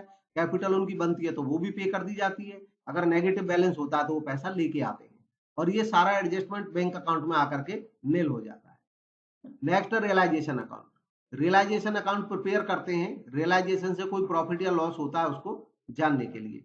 इसका तरीका होता है रियलाइजेशन अकाउंट का कि सबसे पहले जो भी रियलाइजेशन एसेट है, यानी कि ऐसी एसेट जो बिक सकती हैं, उनको ट्रांसफर कर दिया जाता है रियलाइजेशन के डेबिट में, और जितनी भी थर्ड पार्टी लायबिलिटीज है, यानी कि जिनकी पेमेंट करनी है, उनको ट्रांसफर करके क्रेडिट साइड में रख देते हैं रियलाइजेशन अकाउंट। अब धीरे धीरे एसेट्स को बेचते हैं, जो पैसा आता है उसको क्रेडिट में लिखते हैं इसमें, लायबिलिटीज की पेमेंट करते हैं, जो पैसा पे होता है वो यहाँ पे डेबिट में लिखते हैं। अगर कोई पार्टनर कोई एसेट ले जाता है तो उसको बाई पार्टनर्स कैपिटल लिख देते हैं, पार्टनर्स की कैपिटल में से मतलब वो पैसा घटा दिया जाता है, यहाँ रियलाइजेशन में वो प्रॉफिट दिखता है, बढ़ जाता है। अगर किसी पार्टनर ने कोई लायबिलिटी अपने ऊपर ले ली है तो वो रियलाइजेशन के डेबिट में आ जाता है। कोई रियलाइजेशन के खर्चे हैं तो टू बैंक अकाउंट लिख दिया जाता है। अब इसके बाद देखते हैं प्रॉफिट या लॉस आया। अगर लॉस है तो कैपिटल में, तो पार्टनर्स की कैपिटल से चार्ज करते हैं, अगर प्रॉफिट है तो पार्टनर्स की कैपिटल में ट्रांसफर कर देते हैं। Now accounts of incomplete records. अब इनकम्प्लीट रिकॉर्ड्स को सिंगल एंट्री सिस्टम भी कहा जाता है। दरअसल अकाउंटिंग का एक डबल एंट्री सिस्टम होता है जिसमें आमतौर पर अकाउंटिंग होती है, जिसको हम अब तक स्टडी कर रहे थे। कुछ ऐसी संस्थाएं होती हैं जिनके बहुत छोटे ट्रांजैक्शंस होते हैं, कम ट्रांजैक्शंस होते हैं, और उनके पास ना तो इतनी एबिलिटी होती है, ना उनको इतनी ज्यादा रिक्वायरमेंट होती है कि वो डबल एंट्री सिस्टम से कंप्लीट अकाउंट्स रखें। वो अपने सुविधाजनक तरीके से ऐसी ट्रांजैक्शन को रिकॉर्ड कर लेते हैं जिनका उनको लगता है कि इनका रिकॉर्ड होना चाहिए उनके लिए। ऐसे केस में ऐसे सिस्टम को इनकम्प्लीट रिकॉर्ड सिस्टम बोलते हैं। इसको सिंगल एंट्री सिस्टम भी बोल देते हैं, और वो एक ही बात है। सिंगल एंट्री सिस्टम अकाउंटिंग का वो सिस्टम होता है जिसमें डबल एंट्री सिस्टम के जो रूल्स हैं उनको फॉलो नहीं किया जाता है। यह एक अनसाइंटिफिक सिस्टम होता है जिसका कोई फिक्स्ड क्राइटेरिया नहीं होता है। इनकम्प्लीट रिकॉर्ड सिस्टम की या सिंगल एंट्री सिस्टम की जो फीचर्स हैं वो होती है कि ये एक अनसिस्टमेटिक मेथड होता है। आमतौर पे इसमें केवल कैश ट्रांजेक्शन या पर्सनल अकाउंट मेंटेन होते हैं। ये कंपेरेबल नहीं होता है क्योंकि इसमें यूनिफॉर्मिटी नहीं होती है। इसमें ओरिजिनल वाउचर्स पे डिपेंडेंस होता है, यानी कि जो ओरिजिनल वाउचर्स हैं वो मिल जाते हैं, उनके डिपेंड पर रख लिया जाता है ट्रांजेक्शन को केवल। बैलेंस शीट अगर इसमें हम बनाएंगे भी तो वो कंप्लीट और ट्रू पोजीशन नहीं दिखाएगी, रिफ्लेक्ट करेगी, क्योंकि सारी ट्रांजेक्शन रिकॉर्ड ही नहीं है। नेक्स्ट है इसकी कुछ लिमिटेशन है कि इसमें डबल एंट्री सिस्टम फॉलो नहीं होता है। डबल एंट्री सिस्टम एक साइंटिफिक सिस्टम है, तो ये इसकी एक कमी हो गई। नेक्स्ट है करेक्ट एसर्टेनमेंट और एवेल्यूशन हो नहीं सकता है इसमें। इसमें डिफिकल्टी होगी फाइलिंग इन इंश्योरेंस क्लेम। अगर इंश्योरेंस कंपनी के पास हमको इंश्योरेंस क्लेम करेंगे तो ये सिस्टम मान्य नहीं होता है। Difficult to convince the income tax authority, income tax authority भी इसको मान्य नहीं मानती है। एसर्टेनमेंट ऑफ प्रॉफिट और लॉस, अगर हमें इसका मान लो प्रॉफिट एंड लॉस निकालना ही पड़ जाए ऐसे बिजनेस का जो इनकम्प्लीट रिकॉर्ड्स रखता हो, तो कैसे निकालेंगे? तो उसके दो तरीके हैं। पहला है स्टेटमेंट ऑफ अफेयर्स मेथड, इसको नेटवर्थ मेथड भी कहते हैं। दूसरा है कन्वर्जन मेथड। सबसे पहले स्टेटमेंट ऑफ अफेयर्स मेथड या नेटवर्थ मेथड, इसमें क्या करते हैं? इस मेथड में हम प्रिपेयर करते हैं प्रॉफिट और लॉस के लिए स्टेटमेंट ऑफ अफेयर्स और statement of profit and loss. कैसे करते हैं इसका एक तरीका मैं यहाँ पे थोड़ा सा समराइज करता हूँ। स्टेटमेंट ऑफ अफेयर्स जो बनाते हैं वो बैलेंस शीट की तरह होती है। इसमें जो अवेलेबल एसेट्स हैं और जो अवेलेबल लायबिलिटीज उनको लिख लिया जाता है। जो लायबिलिटी हमें अभी दिख रही है करंट में वो लिख लेते हैं उनसे पूछ के, जो उनकी अवेलेबल एसेट हमें दिख रही है वो लिख लेते हैं पूछ के। ऐसा करके हमारे पास एक बैलेंसिंग फिगर आती है जिससे हमें ये पता चल जाता है कि इनकी कैपिटल कितनी है। और साल के शुरू की कैपिटल भी अगर उनको नहीं पता है तो साल के शुरू के लिए भी एक स्टेटमेंट ऑफ अफेयर बनाते हैं और क्लोजिंग के लिए भी एक स्टेटमेंट ऑफ अफेयर बनाते हैं। इससे हमें ओपनिंग की कैपिटल भी पता चल जाती है, क्लोजिंग की कैपिटल भी पता चल जाती है। मान लो ओपनिंग में उनकी 1 लाख कैपिटल थी और क्लोजिंग में मान लो उनकी कैपिटल बढ़ करके हो गई है 2 लाख, तो हमारे पास दो जानकारी आ गई कि साल के शुरू में इनकी कैपिटल केवल 1 लाख थी और साल के लास्ट में इनकी कैपिटल 2 लाख हो गई है। अब देखेंगे, अब बनाएंगे statement of profit and loss. अगर मान लो इन्होंने अन्य कोई ऐसी काम नहीं किया, ना तो कोई कैपिटल विड्रॉ की है ना कुछ किया है, तो ऐसे केस में हम कहेंगे कि भी साल के शुरू में 1 लाख कैपिटल थी, अभी उन्होंने साल भर बिजनेस किया तो 2 लाख कैपिटल हो गई, तो कुल मिलाकर के 1 लाख इन्होंने प्रॉफिट अर्न कर लिया होगा। इस तरह हम स्टेटमेंट ऑफ प्रॉफिट पर प्रॉफिट निकाल देते हैं। अगर कोई एडजस्टमेंट है ड्रॉइंग की, परमानेंट विड्रॉल की, तो उनको भी इसमें एडजस्ट किया जाता है। नेक्स्ट है कन्वर्जन मेथड। कन्वर्जन मेथड जो होता है, इस मेथड में trading and profit and loss account और बैलेंस शीट प्रिपेयर किए जाते हैं पी एंड एल को एसर्टेन करने के लिए। और इसका तरीका होता है कि इसमें जो इनकम्प्लीट रिकॉर्ड्स होते हैं उनमें से हम कुछ इंफॉर्मेशन ढूंढते हैं, जैसे क्रेडिटर्स की detail, cash purchase, debtors, cash cell, इनके आधार पर हम कुछ जानकारियां जुटाते हैं और उनको जैसे डेटर अकाउंट बनाएंगे तो हमें डेटर्स के बारे में जानकारी मिल जाएगी। शुरू में कितने डेटर थे, लास्ट में कितने डेटर थे, डेटर को कितना पेमेंट हुआ, कुछ जानकारी होती है, कुछ मिल जाती है। इस तरह जो संभव जानकारी मिल पाती है उनके बेस पे हम ट्रेडिंग एंड P&L अकाउंट ऐसे बनाते हैं जैसे डबल एंट्री सिस्टम का बनता है। तो उतनी एक्यूरेसी नहीं रहती है इसमें हालांकि। To find out the unavailable items, unavailable items के लिए हम अकाउंट्स प्रिपेयर करते हैं और उनमें जो इन्फॉर्मेशन है उनको लिख देते हैं और एक इन्फॉर्मेशन को मिसिंग होती है वो मिल जाती है। नेक्स्ट है कंसाइनमेंट अकाउंट। तो कंसाइनमेंट क्या होता है इसको समझते हैं, फिर कंसाइनमेंट अकाउंट। कंसाइनमेंट कैसे किसको है? ऐसे कंसाइनमेंट गुड्स को ही बोलते हैं, गुड्स कहीं भेजी जाती हैं तो उसको कंसाइनमेंट भेजना बोलते हैं। कंसाइनमेंट एक सिस्टम होता है बिजनेस का। वो सिस्टम होता है कि कोई बड़ा बिजनेसमैन जगह जगह अपने एजेंट तय कर देता है, उन एजेंट्स के पास अपना सामान भेजता है कि आप इनको अपने शॉप पे रखोगे और इसको सेल करोगे। ये कंसाइनर होता है और ये इसके कंसाइनी होते हैं। जो सामान इनके पास आता है वो कंसाइनमेंट गुड्स होता है और ये इसको जब बेच देते हैं तो उस पैसे को इसके पास भेज देते हैं कि ये आपका सामान बिक गया है और इनको इनका कमीशन मिल जाता है। इनके यहाँ जब तक ये सामान रखा रहता है तो ये इसके ओनर नहीं होते हैं, सामान इसी का होता है, प्रिंसिपल का। ये एजेंट की तरह होते हैं, ये प्रिंसिपल होता है, ये एजेंट होते हैं। तो कंसाइनमेंट एक खास तरीका होता है इनडायरेक्ट सेलिंग का एजेंट्स के माध्यम से। कंसाइनमेंट एक अरेंजमेंट है जिसमें गुड्स रख दी जाती हैं थर्ड पार्टी के पास पोजेशन में बेचने के लिए।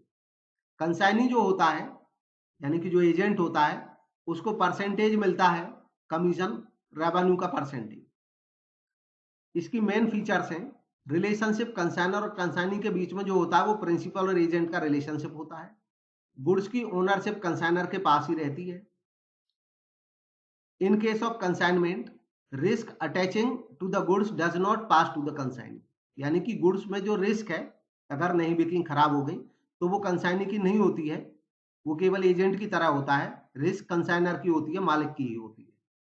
अगर कोई डैमेज होता है, लॉस होता है तो वो बियर किया जाएगा कंसाइनर के ही द्वारा। हाँ, अगर कंसाइनी ने कोई मतलब ढंग से लापरवाही की है तब तो कंसाइनी को उसका हर्जाना देना पड़ सकता है, लेकिन कंसाइनी की कोई लापरवाही नहीं है, उसके बावजूद गुड्स में कोई प्रॉब्लम आती है तो कंसाइनर खुद बियर करेगा वो। अनसोल्ड गुड्स कंसाइनमेंट की जो होती है वो कंसाइनर की प्रॉपर्टी होती है और उसको वापस मिल जाती है। कंसाइनर वो पर्सन होता है जो गुड्स भेजता है, कंसाइनी वो पर्सन होता है जो गुड्स को बेचेगा, एजेंट। प्रोफोर्मा इनवॉइस, अब हम जानते हैं कि कंसाइनर जो कंसाइनी को गुड्स भेजता है, वो गुड्स अभी केवल वो उसके पास भेज दिए, एजेंट ने खरीदी नहीं है ये गुड्स। तो ऐसे केस में इन गुड्स की जो डिटेल आएगी इसके पास, उसको हम इनवॉइस नहीं बोल सकते हैं, उसको बोलते हैं प्रोफोर्मा इनवॉइस। ओवरराइडिंग कमीशन, कभी कभी कुछ एक्स्ट्रा कमीशन दिया जाता है जो नॉर्मल कमीशन से ऊपर रहता है, इसको ओवरराइडिंग कमीशन कहते हैं। यह कंसाइनी को दिया जाता है अगर वो स्पेसिफिक सेल टारगेट को अचीव कर लेता है, या जो टोटल सेल रेवेन्यू रहती है वो एक स्पेसिफाइड अमाउंट से ऊपर रहती है। तो जो आमतौर पे इस अमाउंट से ऊपर जो अमाउंट रहेगी उसकी वजह से इसको ओवरराइडिंग कमीशन मिलता है।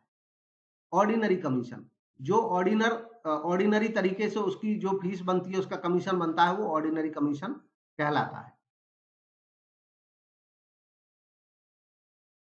अगर जो कंसाइनी है वो केवल कहता है कि भी सामान बिक जाएगा, मुझे उस पर कमीशन चाहिए, और लेकिन वो कलेक्शन की गारंटी नहीं देता है कि भाई सामान मैंने जो बेचा है मैं ये गारंटी नहीं दे रहा हूँ कि पैसा कलेक्ट हो ही जाएगा, मैं अपनी जिम्मेदारी वो नहीं ले रहा हूँ, तो ऐसे केस में जो कमीशन है वो केवल ऑर्डिनरी कमीशन कहलाता है। और डेल क्रेडर कमीशन जो होता है वो खास टाइप का कमीशन होता है, एडिशनल कमीशन होता है, जो इस बात के लिए होता है कि जब कंसाइनी इस बात की भी गारंटी लेता है, एडिशनल रिस्पॉन्सिबिलिटी लेता है कि कस्टमर से मनी कलेक्ट करने की भी जिम्मेदारी उसी की है। इस केस में अगर कोई कस्टमर पैसा पे नहीं करता है तो जो कंसाइनी होता है वो बैड डेट अपने मानता है, यानी कि वो अपना कंसाइनी का लॉस होता है, क्योंकि कंसाइनी इसकी वजह से डेल क्रेडर कमीशन ले चुका है। Although it is paid for taking over risk of bad debts, हालांकि जो डेल क्रेडर कमीशन है ये बैड डेट्स की वजह से मिलता है, क्रेडिट सेल की वजह से जो बैड डेट होते हैं, यानी कि बैड डेट की वजह से होता है और बैड डेट होते हैं क्रेडिट सेल की वजह से, लेकिन फिर भी इस कमीशन की जो कैलकुलेशन होती है डेल क्रेडर की वो टोटल सेल पे ही होती है। अकाउंट सेल्स, ये एक पीरियोडिकल स्टेटमेंट होता है जो कंसाइनी प्रिपेयर करता है और कंसाइनर को भेजता है समय समय पे, जिसमें डिटेल रहती है सेल की, चाहे वो कैश सेल है चाहे क्रेडिट सेल है। नेक्स्ट है ज्वाइंट वेंचर। ज्वाइंट वेंचर भी बिजनेस का एक सिस्टम है जो टेम्परेरी फॉर्म होती है बिजनेस ऑर्गेनाइजेशन। आमतौर पे दो या दो से ज्यादा व्यक्ति या बिजनेसेस आपस में मिल जाते हैं और वो एक टेम्परेरी पार्टनरशिप करते हैं, इसको ज्वाइंट वेंचर बोलते हैं। ज्वाइंट वेंचर की फीचर्स होती हैं, ये एक स्पेसिफिक पर्पज के लिए किया जाता है, लिमिटेड ड्यूरेशन के लिए होता है। जो पार्टनरशिप में होते हैं, जो पार्टी होती है, उनको को वेंचरर्स बोला जाता है। प्रॉफिट या लॉस जो होता है ज्वाइंट वेंचर का, वो एग्रीड रेशियो में ज्वाइंट वेंचरर्स आपस में बांटते हैं। ज्वाइंट वेंचर का कोई नाम अलग से नहीं होता है। जो को वेंचरर होता है वो कैपिटल कंट्रीब्यूट कर भी सकता है, नहीं भी कर सकता है। जो ज्वाइंट वेंचर होता है वो डिसोल्व हो जाता है जब उसका पर्पज समाप्त हो जाता है। अकाउंट जो होते हैं को वेंचरर्स के, वो इमीडिएटली सेटल हो जाते हैं, डिसोल्यूशन करते हैं। इसका अकाउंटिंग ट्रीटमेंट किस तरीके से होता है? तो पहला, जब सेपरेट बुक्स रखी जाएं, सेपरेट बुक्स ऑफ मेंटेन की जाएं इस ज्वाइंट वेंचर के लिए। दूसरा, जब कोई सेपरेट बुक मेंटेन ना करी जाए ज्वाइंट वेंचर के लिए। तीसरा, मेमोरेंडम ज्वाइंट वेंचर। सबसे पहले बात करेंगे when separate set of books is kept, जब सेपरेट सेट रखा जाए बुक्स का ज्वाइंट वेंचर के लिए। जनरली जब size of the business is large size होता है तो सेपरेट सेट रखा जाता है बुक्स का। इस केस में जो अकाउंट बनते हैं, joint bank account, joint venture account और को वेंचरर्स अकाउंट। दूसरे, जब कोई सेपरेट सेट ना रखा जाए बुक्स का, तो ऐसे केस में को वेंचरर्स डिसाइड करते हैं कि वो सेपरेट सेट नहीं रखेंगे। आमतौर पे जब बहुत छोटे पीरियड के लिए, वेरी शॉर्ट पीरियड के लिए कोई वेंचर होता है, तो ऐसे केस में को वेंचरर्स ये तय करते हैं कि वो सेपरेट सेट इस बिजनेस के लिए नहीं रखेंगे। ऐसे केस में जो को वेंचरर्स होते हैं वो अपने यहाँ ओन बुक्स में इसकी रिकॉर्डिंग रखते हैं। कोई ज्वाइंट बैंक अकाउंट ओपन नहीं किया जाता है। गुड्स सप्लाई की जाती हैं उनके द्वारा, अपने स्वयं के स्टॉक से, और जो एक्सपेंसेस हैं वो भी वेंचरर्स स्वयं पे करते हैं। हर एक को वेंचरर अपने यहाँ एक अकाउंट बनाता है जॉइंट वेंचर अकाउंट के नाम से, और बाकी को वेंचरर के अकाउंट के नाम से। प्रॉफिट या लॉस जो होता है वो सेपरेटली कैलकुलेट करता है हर एक को वेंचरर अपने यहाँ पे। Each coventurer will take into account all transactions, हर एक को वेंचरर सारी ट्रांजेक्शंस को रिकॉर्ड करेगा जो उसके स्वयं के द्वारा की गई हैं और बाकी उसके को वेंचरर्स के द्वारा की गई हैं। नेक्स्ट है memorandum joint venture account. All parties keep accounts, हर पार्टी अकाउंट रखती है for recording the transaction related to the joint venture. Each coventurer, हर एक को वेंचरर रिकॉर्ड करता है केवल ऐसे जॉइंट वेंचर ट्रांजेक्शंस को जो केवल उसको अफेक्ट करते हैं, और क्योंकि ये अकाउंट डबल एंट्री सिस्टम को फॉलो नहीं करता है इसलिए इसके नाम के साथ लगता मेमोरेंडम अकाउंट। तो ये था अकाउंट का पहला पार्ट, और अगर अच्छा लगा तो लाइक करें, चैनल को सब्सक्राइब करें। सेकंड पार्ट अकाउंट का जो बचा हुआ है उसको भी जल्दी ही हम प्रोवाइड करा देंगे। Thank you for watching.